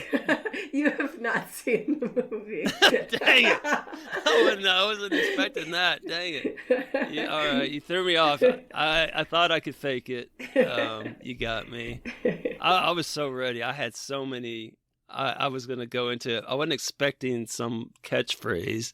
That's like one of the most well-known things about the movie is Gretchen says that's so fetch. Never heard that in my life. Okay. What does that mean? I don't even know what that means. You have to watch the movie and you'll know what it means. Well, that didn't take long for you to decode that I had not seen it. I was expecting to do a little better. Yeah. But I crammed for it 2 weeks ago, so there is that. Well, you were supposed to watch it 2 weeks ago, but it wasn't free, see? Yeah, I couldn't get it on anything. I don't have Netflix or anything. It wasn't on Amazon. YouTube was being weird, so yeah. Just go to your local Blockbuster. I'll get in my time machine and get right on that. Speaking of time machines, let's get to the first one since we're 8 minutes in, Miss Pietart. So, I got my first game for you. Okay. Are you ready? I am. So this one is from a wonderful game called Grim Legends 2. Now, my question is, can you complete the part that goes after the colon? Just out of curiosity. Oh, it's the one with You've the played this game. swan. It's the one with the swan. It's greenish Oh, colored, wow. right? It's Dark Swan too. Man. See, part 1's called The Forsaken Bride. Part 3 is called The Dark City. Part 2 is called The Dark Swan? Song of the Dark Swan. We'll take it. That is, I'm impressed you got that much of it. So, this game is a whopping 1170 TA. So, 170 TAD on this thing. It's a 3 to 4 hour completion. Wow. It's pretty long, pretty big time investment, this.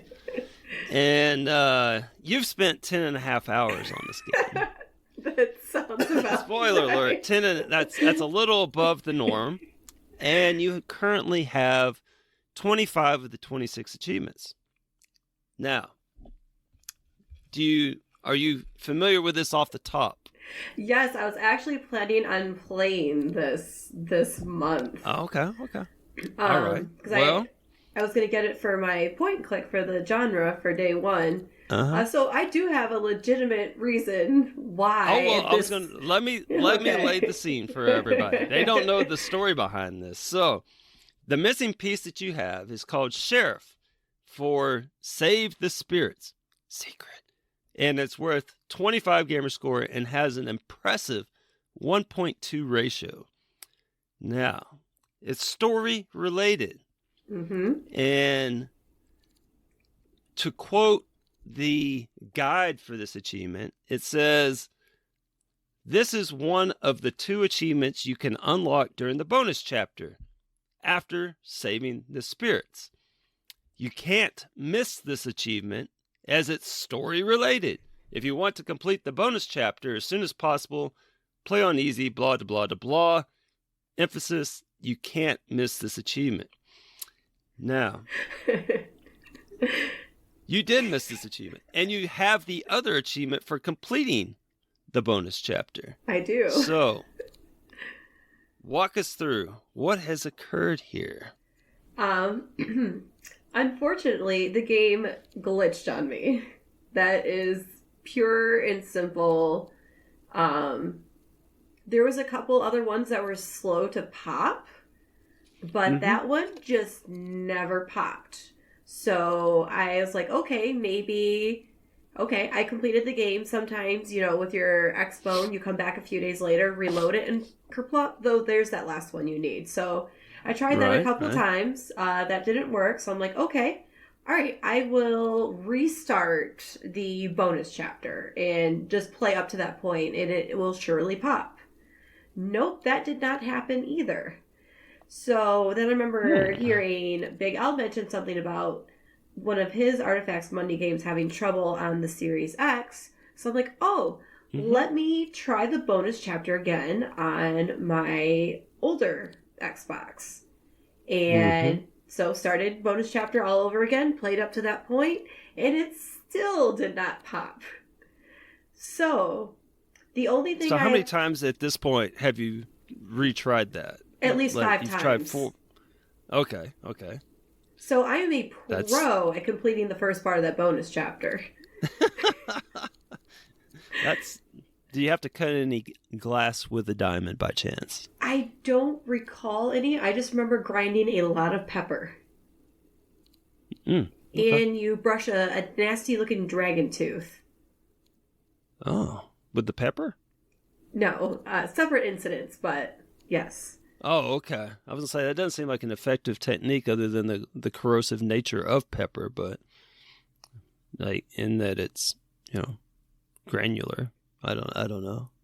But, I don't know that it's corrosive. So yeah, this has been a thorn in my side. So you picked a really good one. Like this, okay. I hate the fact that that's not done. And the reason it has so much time racked up on it, because it has sat there a lot idle too, in hopes that maybe it will pop if I just have it open. And so I'm like, okay, maybe I'll give it a try. It's been a couple months, I've had some time to like not be so angry at the game and frustrated.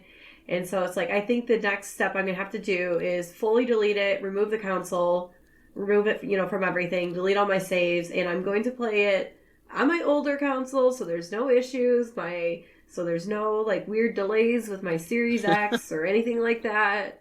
So, or I was also debating about starting a new game for the point and click one. So, for the genre bingo for day one. But it is in my, yes, it will get completed eventually. It is on my radar.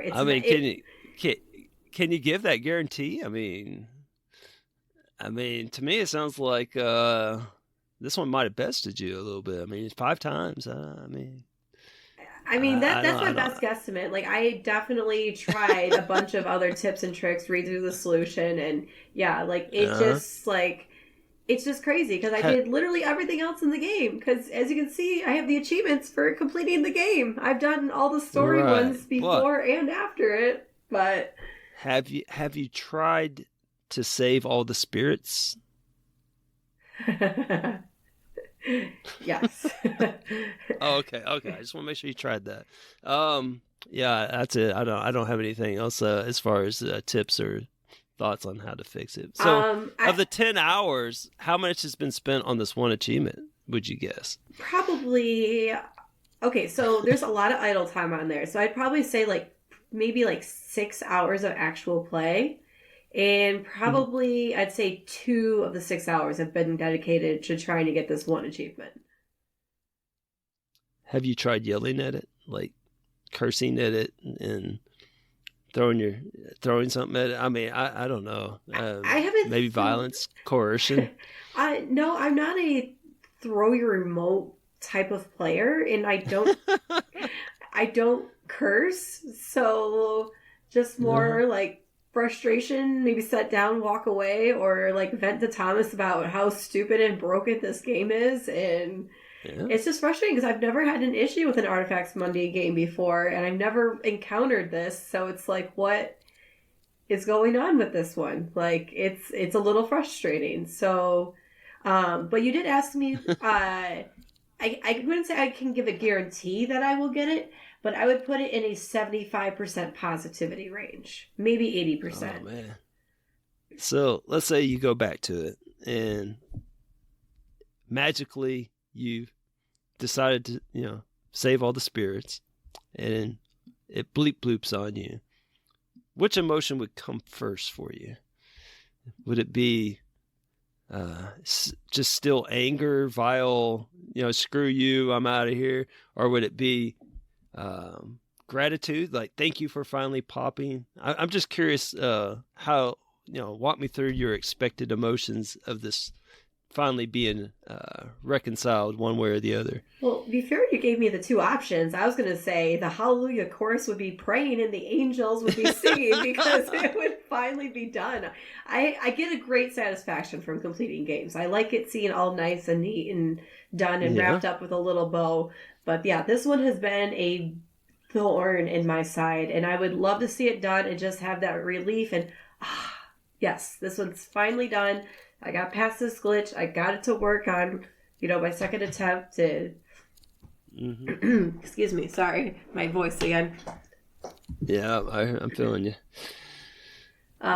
So it sounds to me like Stockholm Syndrome a little bit. Like it caused you all this grief, but yet you're thankful to it for, what it's done for you, kind of a thing. Mm-hmm. I just hate to see you, stoop to its level, I guess. Well, and I feel like the second playthrough should go quick because it's not like I have to get all the collectibles. I can use the hints. I can just blaze right through it and play on easy and brush a tooth and make some pepper and save some spirits. Whatever else. Yes, not some. That's where you're going wrong. Save all the spirits. All. Remember how the guy did say it is story related and you can't be missed? You do literally save all the spirits. Well, yeah, that's what. Maybe, there's some faulty guides out there, but that's probably not one of them. I don't. It did say that in the Dragon Slayer one that it was a little glitchy, but there was nothing about this achievement that was glitchy that I saw. You should write a something on this guide. And then, I think I might. And then if I you might don't. and then I'm I'll gonna say I know a lady. I would say then I'm going to downvote all the other solutions because it glitched on me and it's not fair to the other people that unlocked it. That's it. Yep, that's it. That's what you got to do. And make sure, attach a video just so extra people will dislike it because they want text guides. So, yeah, save the spirits. All right. So, yeah, you picked a really Grim good Legends one. 3 is that Grim Legends 3 is what's the outlook on that one? Is that I'm not sure, but it does definitely give me pause on starting another Artifacts Monday game because, like, it's about the Dark City. I mean, don't you want some closure on what happened to the Forsaken Bride and the Dark Swan? I mean, it was it was a compelling story. So I mean, like, it was riveting, and I just can't wait for the next step in the series. Well, I mean, until you find out what happens to all the spirits, I mean, I don't blame you for holding off on the third one because, if they didn't make it to the third one, you might blame yourself. So, because you didn't save them. I don't know. All right, Mr. Roy. Have I given you enough crap about this? You've poured salt in a wound, but not pepper. No, just salt. Oh my gosh. All right. Well, I think we covered that one just fine and dandy. Yeah, I think we've definitely thoroughly have beaten that one into the ground. All right. Are you ready? Might I add? Well, I just want to add that compliments to you. For those of you that don't know, she has a very wonderful high completion rate. And there's not many of these muff completions on her tag. So this might be a very, brief segment with Petart, given that she just does not have muff completions. There's only a couple of candidates. So props to you. My tag is just littered with them, but that is not an issue. So props to you. Oh, I figured there had to be a glitch or something. Yeah. And that's exactly what it was. It was a glitch. Yeah. Though I'm guessing the game I picked for you, it was not a glitch scenario. Oh man, I got so many of them. I mean, it's just pathetic. So the one I picked for you is actually in the same genre as my Dark Swan. Okay. You played this back in 2017. Oh God. No chance I remember this. Okay. I think I've heard you talk about this game before. So. Oh no. You have 34 of the 36 achievements. Oh wow! So that's a little muff plus. So one of which is a 0-pointer, and then another 0-pointer. Yes, and the other one is an achievement you missed called "Lick That." Oh, I know which game this is. This is that. Dang. I can't think of the name of it, but I know which game you're talking about. I know that last part takes place in like a desert. Yeah. I would say I've never played this game, so. Dang, what is the name of that? Broken Age or something like that? Is that Broken Age? No, this. No, that's a different one. It has adventure in the title. Shoot, man, that is an old game. Are you feeling cynical about this? I was obviously cynical adventures. Yeah, Demetrios, the big cynical adventure. Okay. Well, okay. So 2017 was a different time, and this game, I would tell you that I gave it my best shot, but I can't say that I really did. You see, this was during the highlight or the golden years of the Student Achievement Factory. And so what exactly went down that led to this, I can never be privy to, but I kind of have since tried to correct this thing. See, now there's all these save files that are just scattered, right? So there's a couple here, a couple there, and I've pieced it together as best I can, and I've actually followed the story up until that part where it's supposed to happen. And there's no prompt. There's nowhere to click for what I can't select the action that they want me to do. I don't know if there's something in the settings or something, but as best I can tell, like you just float the cursor over there and it like highlights the dude's microphone, I think it is. Yeah, I was going to say that's what the achievement guide says. It says click with a K, may I point out, click the obvious placed microphone. Wait. No, we can't let that ride. Who is it that misspelled click? I'm going to go downvote them. Red Legend 82. I'm sorry, Red Legend. You got to be better than that. It would be his only downvote. This has all upvotes so far. So. Oh, well. Let's see here. I've got this game pulled up now, and I'm going to be petty. And. Okay. There you go. It has been done. There you go. So apparently you get to a statue that grants wishes.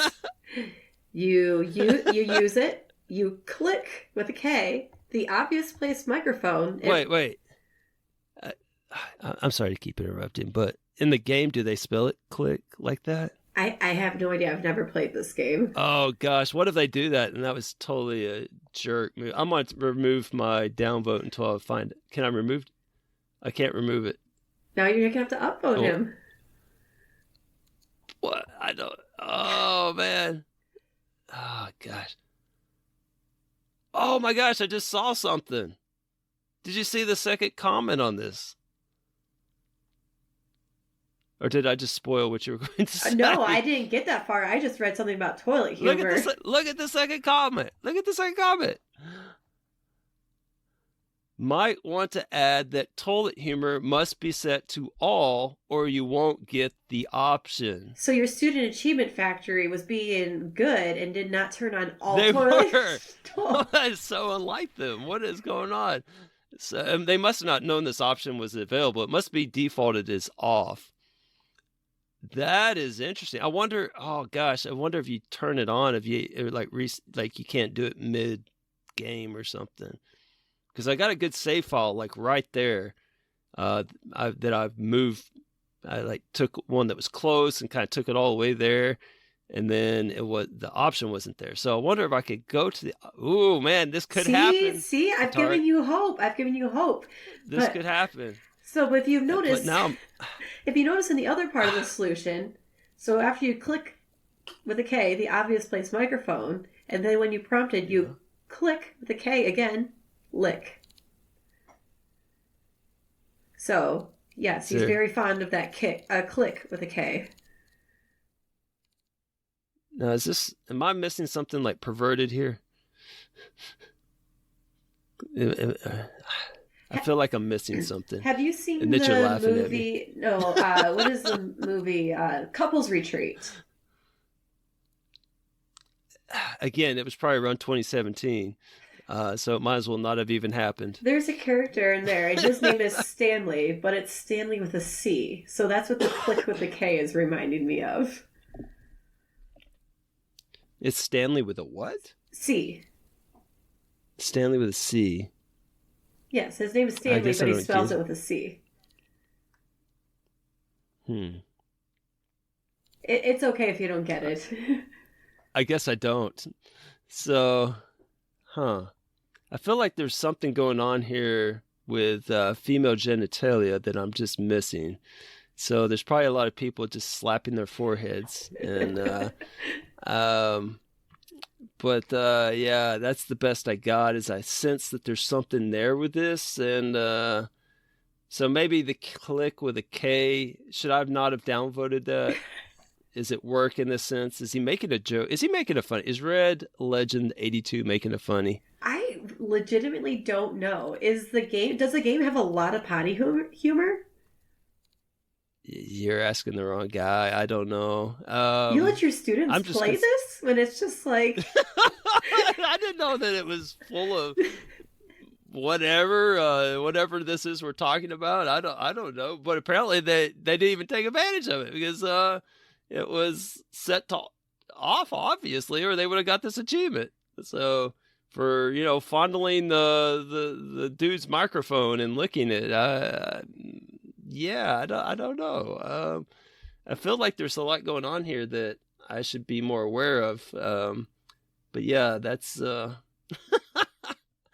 there's so much going on right now. I can't even process it in my head. I downvoted some poor bastard who might have been making a perverted joke that I don't understand. I just found out that I could probably get this achievement if I wanted to, because I didn't know this was a thing. When did they post that solution? You've really shown me. I would say you turned me on to something, but apparently in light of the situation, I won't say that. So you've really. There's really no nice way of saying that you showed me something here. You've opened my eyes to some. I don't know. Yeah, so that was posted in 2020. So clearly, I looked into this after 2017, but before 2020, and I was unable to. Figure that out on my own.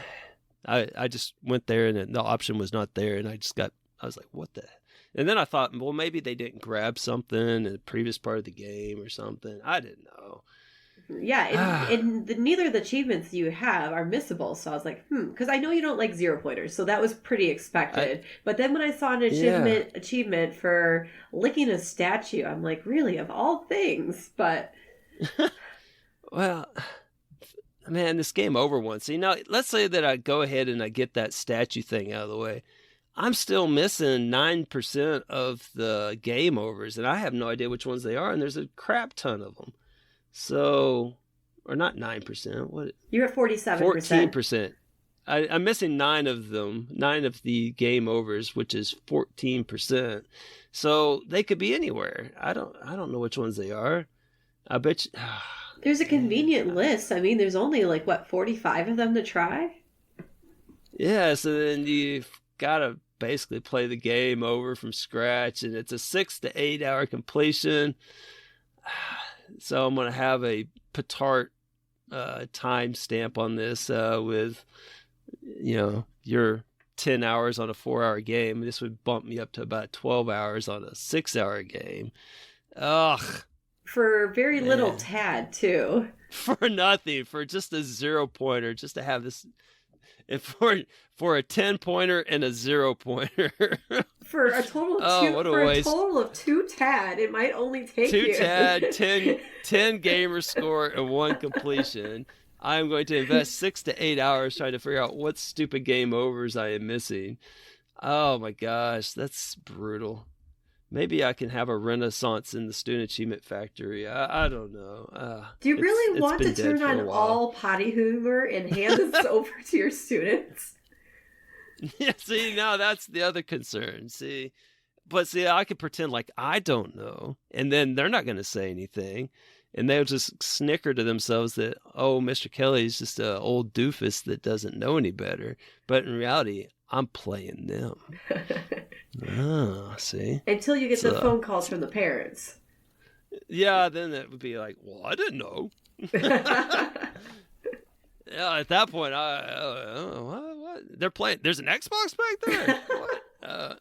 That big references to female genitalia? Oh, I had no idea. All right, well, that's a good pick. Yeah, I hadn't thought about that game in a long time. I think, 2017. Wow, that's getting up there now. Yeah. Well, so sorry if there was. I feel like we learned a lot there, but at the same time, sorry there wasn't a more exciting story on that. No, that was very. That is interesting. That was enjoyable. So, do you think you're gonna? So, do you think you're gonna actually go lick a statue? Like, have I inspired you? Have I charged you up See, to explore the you have. statue? I feel like I should, but on the same hand, then I'm just gonna be even more upset, given that I have the full 1,000 gamer score, but yet it's not counting as a completion because of this stupid little 0 gamer score not achievement. And then I'm gonna have to just play through the whole game again, and probably I'll be like, I could justify it. I think in my brain, I'll be like, yeah, it'll probably pop around chapter 4. It's probably something early, and then it'll probably be like the second to last one was the one I was missing, and it's gonna take the full 6 hours for 0 gamer score for. But if your students played it dreadful. the first time, that means you are actually experiencing the game for the first time. That's true. That is true. With full potty humor. I'm sorry, full toilet humor. I mean, it sounds like you're really talking this game up. What is this game? How many stars does this stupid game have? Is this even like a decent game, or is this like... It's a 2.89. Oh, man, that sounds exciting. Yeah. Woo. I'm just trying to encourage you to... I'm a completionist, so sorry. I know. That's where I come from. There is a big degree of that in me, but still, just the 10 gamer score for a 6-hour playthrough for 2 achievements, one that's completely useless, and that's tough. So, but yeah, what would you give me a likelihood like of this happening? Since you brought it up, and I feel a little extra weight on my shoulders because part of me thinks that, I don't want to let Pete's heart down. I want to at least give it my best shot. So if I was to guess, I would probably complete half of it. I would try the trophy thing, and maybe if the trophy thing works out, or the microphone or whatever the heck it is, the licking of something that's, may or may not be representative of something else. If that works out, something may stir deep inside from this phallic experience, and it would cause me to want more. And I'd be like, this game's actually pretty funny. Maybe I should play through this game. And I maybe see if I can make it happen in under 6 hours. Take it as a challenge. See? So it could happen. It could happen. Likely half of it will happen if that person's guide is correct. Yes. There you go. How's all right. That is satisfactory. All right. Well. All right. So where does that leave us? So you have another game for me then. I do. You're right. Is this deep from the archives, or is this a little bit more recent, like the Dark Swan? Well, again, you don't have many. Seriously, it's impressive in its annoyance.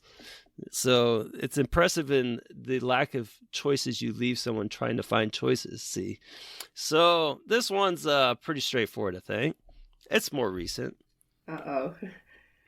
And if you went ahead and did this when I wasn't noticing in the last 2 weeks, I'm gonna be very upset with you. But the last one is a 1100 TA game, so another very challenging game. It's not quite as big of time investment as that 3 to 4 hour completion. It's a 2 to 3 hour completion. Huh.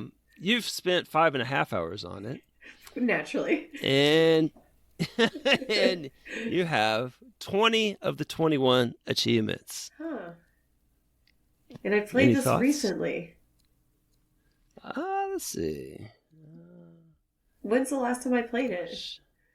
Oh, that's a great question, which I am stalling to find out the answer for genre is it in? That's a great question, for which I am definitely stalling right now to find you an answer. And the answer you seek, is action RPG and role playing. Last played in 2020. I know what it is 2023. Now. It's hardwood or something like that. Hardwood. Wood hard. No, that was the last thing. We were talking about hardwood. The last game. We've moved on. Get the mind out of the gutter. The mind's got to be out of the gutter. Okay. It's something about wood, though, right? Well, it's definitely not hardwood. It is weak wood. Weak wood. Okay, the opposite. There's a pill for that. Yes, there's a pill for that. Okay, so the king needs a pill because he has weak wood, and the game is called the Weak Wood King. Yes. Yes. And the missing piece that you have is for defeating the Weak Wood King. It's a 150 gamer score with a whopping 1.22 ratio and is story-related / in-game Chivo. Yes. So, yes. So, just to kind of give you an idea of what the guides have to say about this, it says, I found the easiest way to defeat him was to stand in the map limit to the north of him and fire arrows at him. That meant he could only hit me one attack. Also, the skeletons stopped spawning and blah, blah, blah, blah. And I went and looked it up, a little YouTube video, because I don't remember this being an issue because I have this achievement. You do? Most people do. Most people do. And it's, yeah, you just basically wail on this dude until he's dead. and just, yeah, I don't even really know what to say about it. And so there's not one, but two 30-second YouTube videos that show somebody killing this dude in under 30 seconds. And it's not like they're speed running or anything. They just walk up on him and like, oh, well, I guess it's the final boss. And then they kill him within 30 seconds. It's not super challenging, but they do show you 2 easy ways of defeating the guy. And the guide is pretty accurate. And just to give you further knowledge on this, there's 42 people that played this and got 1 achievement. I guess they dived it. And then there's 133 of you with 20 out of 21 achievements. So there must be something going on here. But there's 670 people with the completion. So the 133 confused me why they got 20 out of the 21. But you're in good company. Fug's in this boat too, see? So, Fug, Okay. if you're listening, So, Pitar's going to walk y'all through this here. yes, I did struggle with this boss. You were 100% correct. What is going on? Just go north of him and hit him in the head.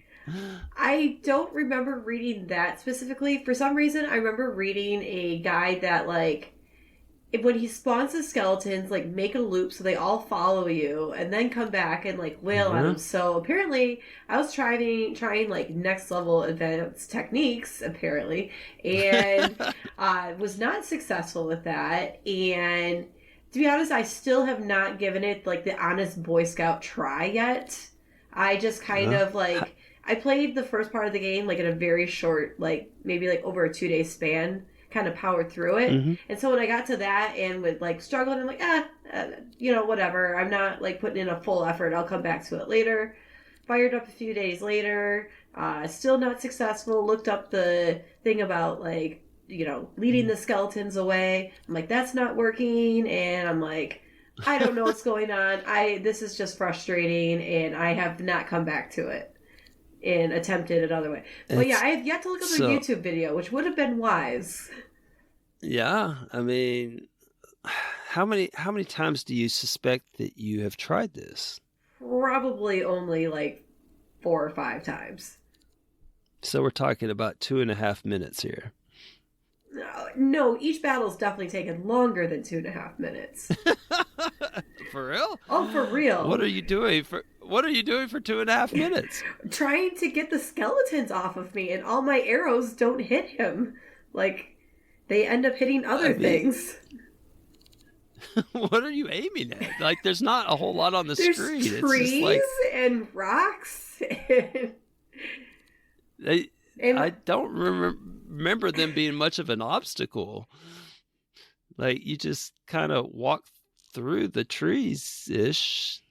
Well, the bushes, but... And then there's that pond in the center, and... Okay, I'm going to look up this video again. I want to see how much obstacle? How many obstacles are in the way here? This is again, I'm operating from a couple months ago knowledge, and like I said, I have not given it the true like Boy Scout effort on this one yet. Like, I have not exhausted all resources on attempting to get this achievement. All right, I'm watching a video here. So the king is located. I'm gonna try to paint a picture for those of you listening. It looks like you're located in Alaska. All right. It's kind of a tundra-looking area. There's a big throne, but the king is not near the throne. The throne is been abdicated by the king, who is in the upper right of it. And there is approximately 5 trees that could get in the way, maybe 3. I don't see any rocks. There's one rock maybe that you could theoretically hit. There is only 4 skeletons that are chasing you,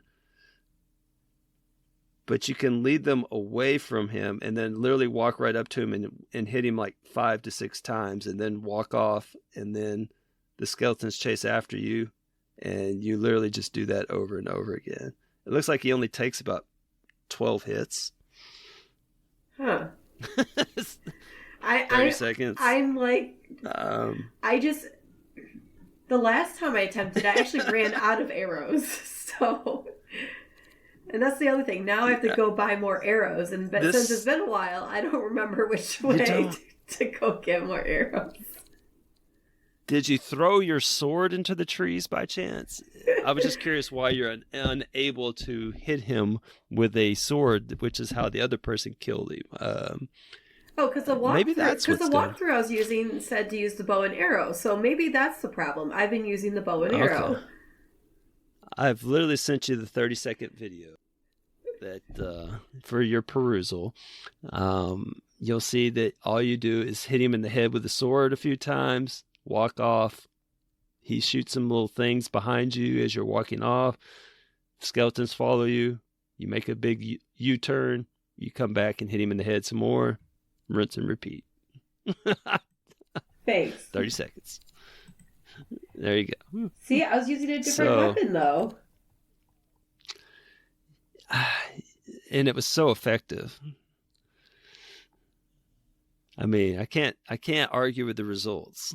I mean, who am I to question you using a bow and arrow and hitting 4 trees and 1 rock that just happened to be somewhat near him? Oh, you also there's a giant wagon in the way too. That is not in the way. That's at least 5 steps away from him. That's something you can use to trap the skeletons from coming back at you. Allegedly. So, yes. King Weakwood has beaten me up. Man, that's why it's got, almost 100, TAD associated with it. It's that brutal challenge that it offers, So. Hey, I brought a knife to a gunfight, apparently. Apparently, yeah. The Lizard King was laughing at you for firing your weaker wood arrows at the weak wood, king here. Yeah. I think blade beats wood. Yeah. I think that's rock, paper, scissors 101. Knife beats wood. I don't know. Well, now that you've given me hope, but the only issue is I know that I did not put any points into the sword, so my sword is super weak. So it might take 20 hits. It's a good thing he just stands there. He moved in the video. Oh, did he? He took 1 step to the right or left? Yeah. All right. He's pretty, yeah. So keep us posted, Pitart. I believe in you. Thanks. That is one that I have been meaning to come back to, so that was another good pick as well. Yeah, again, you don't have many. So even though you have a plethora to choose from, I went back. I really do. I went back even older than Demetrios. What? Yes. I didn't even think I had games older than that. This one you last played in October 2016. What the world? The genre is collection MMO. Collection MMO? I don't play MMOs.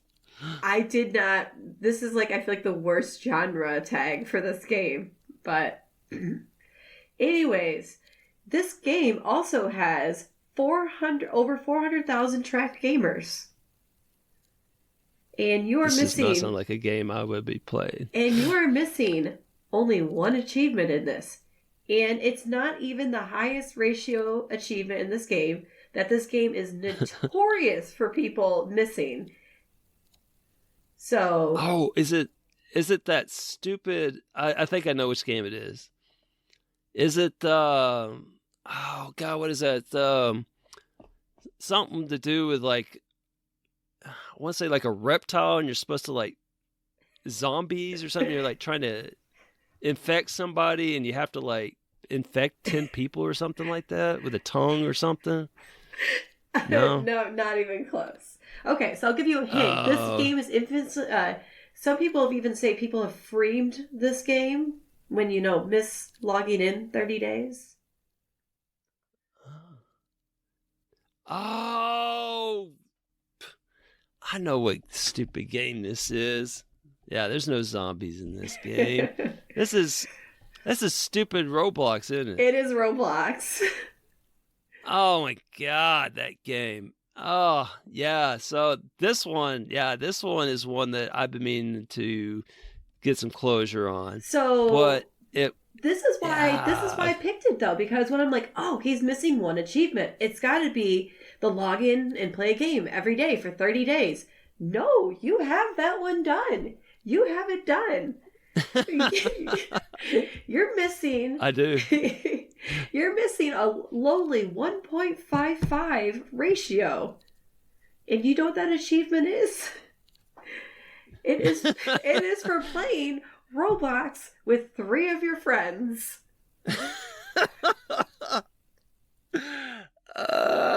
Gosh, that makes me look so bad. Like, it makes me look like some kind of just reclusive person that is such a, I don't know. Okay, so here's the thing.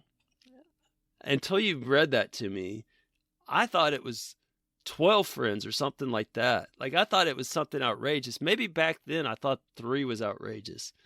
But, like, I thought it was a lot more than that. And so when I was doing it, I was trying. And so I kept, and again, when I usually play games like this, I play in hours that are not exactly grown-up hours, in the sense that it's usually right after school.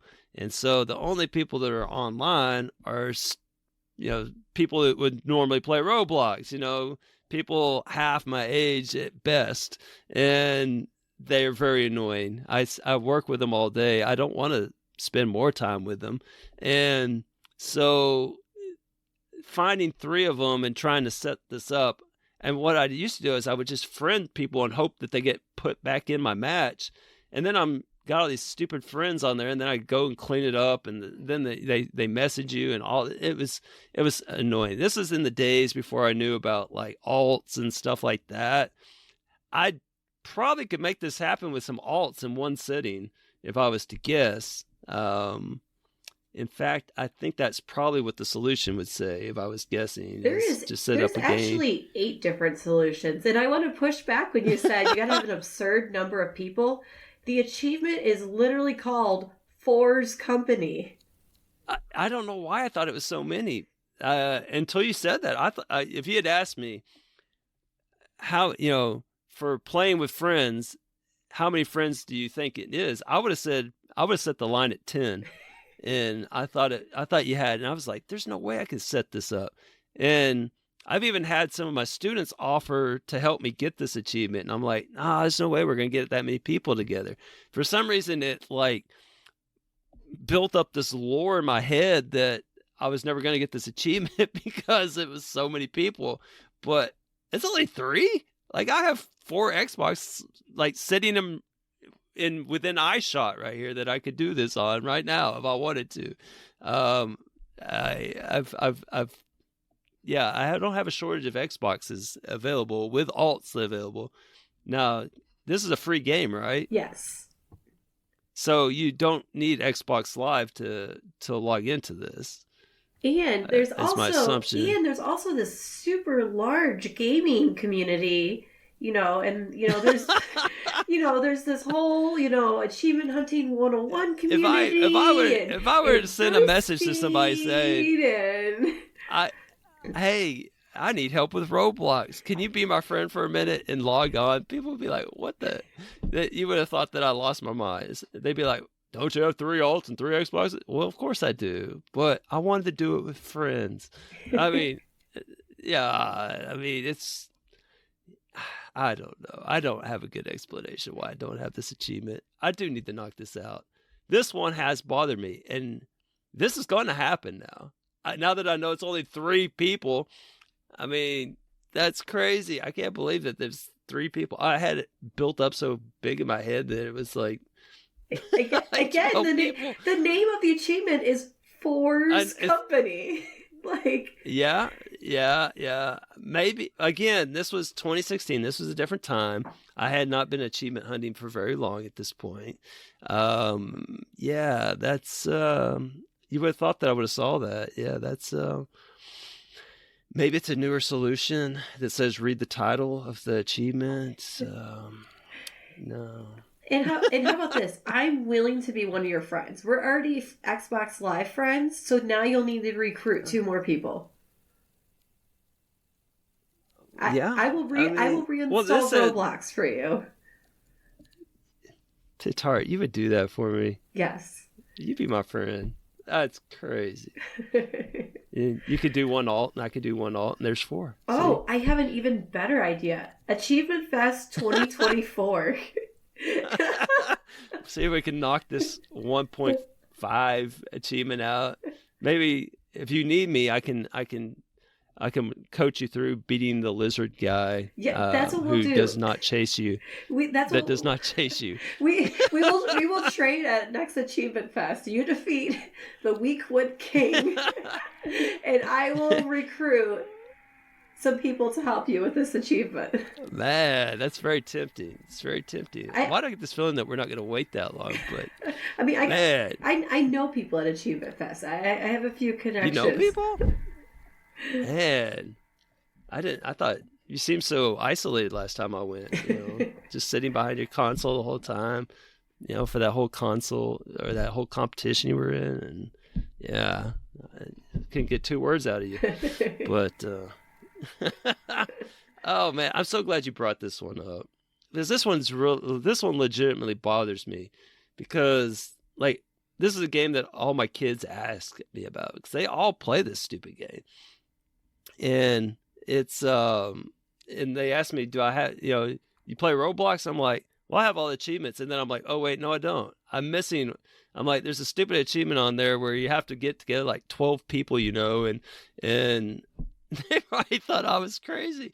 No one's ever said to me, what achievement are you talking about? There's one called Force Company, but they just never. Yeah, you're like, I logged into it every day for 30 days. I got that one done, but I can't play the game with 3 of my friends. Well, and that one's even got a story. Like that one I had to get Kelly to do for a few days for me because I was out of town or like out of country or something. I was not able to access my Xbox, and so I called her and walked her through how to load up whatever that stupid game is where it's like natural survival or natural disaster, and you have to survive a natural disaster. I don't know. It was the quickest and easiest one to play. Just go get hit by a meteor or whatever, and so she did it for me. And once I figured out the times, have to do it around the same time every day. That was a big step. You never know when their calendar rolls over there. So Yeah, but 3 friends, that seems very doable. I like this choice. And I'm sure your GTAS partner, who's also earned this achievement, would be more than willing to help you out. Oh, man. Dang, he's like 4th one of my friends to get it. That's crazy. I see a lot of people that have the completion. I'm not one of them. I am one of them, and yes, and Philip is such a nice guy. He'll help you out. Yeah, I see that. Man. Yeah, I see a lot of people I know on this list here. But man, see, that's another thing. It's like, if someone has a completion in a game, I don't want to ask them to, install a game just so I can, I don't know. I just feel, that just seems silly to me, to install a game you've already finished. I mean, that goes against like achievement hunting, creed there, Once you finish the game, it's out of sight, out of mind, gone forever, All right, so I have a game plan for you then. Okay, so I'm one friend. Then we can add in Mr. P-Tart. That gets you at 2 friends. Man. And then rope in your GTAS partner, and there you go. It'd just be funny to ask Triple. All right, I'm gonna ask him. I'm gonna approach him before this comes out and just see what he says. Get his authentic reaction. What do you think his reaction would be? Be like, Triple, man, I need your help. I got a big achievement. I need to get that completion on Roblox. You think you can help me out, man? You'd be like, you didn't do that back in 2016 when the game released. No, man, I can't handle this one. 3 friends, it's tough schedules and stuff. So, is that a soft yes? It's not like you hard boosted no? or coordinated for, other G-Task endeavors, but... I mean, yeah, this would be big. This is like 25 TAD. I don't know why we didn't think to use this one in the finals. That's crazy. But yeah. Yeah, if someone saw you drop... if your opponents would have saw you drop Roblox, they would have just scurried away in fear. Game over. Yeah, it wouldn't have been so close in the finals. So I do see that Fufu does not have this achievement. I just thought throw him under the bus. Well, there you go. I know. I think I need to get Foof on this. Let's see what he says. So, shoot. But no, that's a great pick. I like that. So, I may or may not call on you. I may or may not use alts to get this done. I may or may not forget all about this conversation and forget all about this achievement. But I like this. I like this challenge. Oh, this sounds more doable than that stupid 0 gamer score licking statue, licking something. Yeah.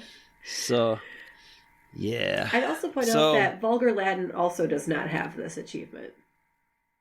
And shame on him. See, this is starting to smell like an achievement fest endeavor. Mm-hmm. Yeah. So many people there. Yeah.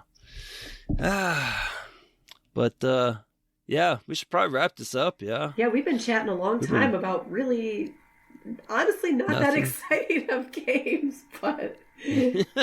People are probably like, God, their voices are just awful. Just shut up already. All right. We'll shut up. So, any closing thoughts, Petart? And thank you so much for joining me on this endeavor. No, this was fun. I would definitely like to do it again.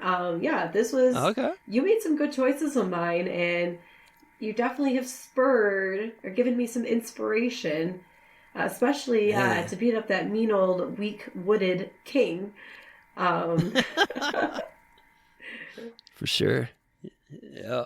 And likewise, the Roblox thing, that one gets me. That one gets me going a little bit. I think it's time I conquer the sphere. So I may be in touch soon. But yeah, this was fun. It was good to record with you again. I think the last time we recorded was Achievement Fest 2022. So I think we were slightly overdue.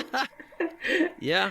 Yeah, well, you haven't had any big milestones that, like 500 completions lately that you wanted to, discuss. I think that was the time before that, and who knows before that? I don't know. I don't know. Maybe we go back. Maybe when I complete the all train games. Yes. Yeah, you saw that Train Sim 4 coming out, right? Yeah. Yeah. Pretty exciting. Exciting can't- time to be alive. I cannot wait to lose 400 hours of my life. I know. It's crazy. It's crazy. I know. Yeah. We haven't even talked about the Train Sim World CSX Heavy Haul. I know. All right. So, if you have any comments about any of this, any words of advice, words of inspiration for us, similar issues. Or if you want to be Elroy's perhaps friend. If you want to be my friend and help me beat up on Roblox and not have to listen to teenagers talk, then let us know. We're available places. Yeah.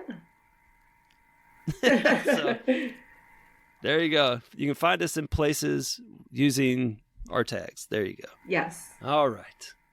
So, again, thank you, Pitar, and thank you to everyone for listening to us despite our voices.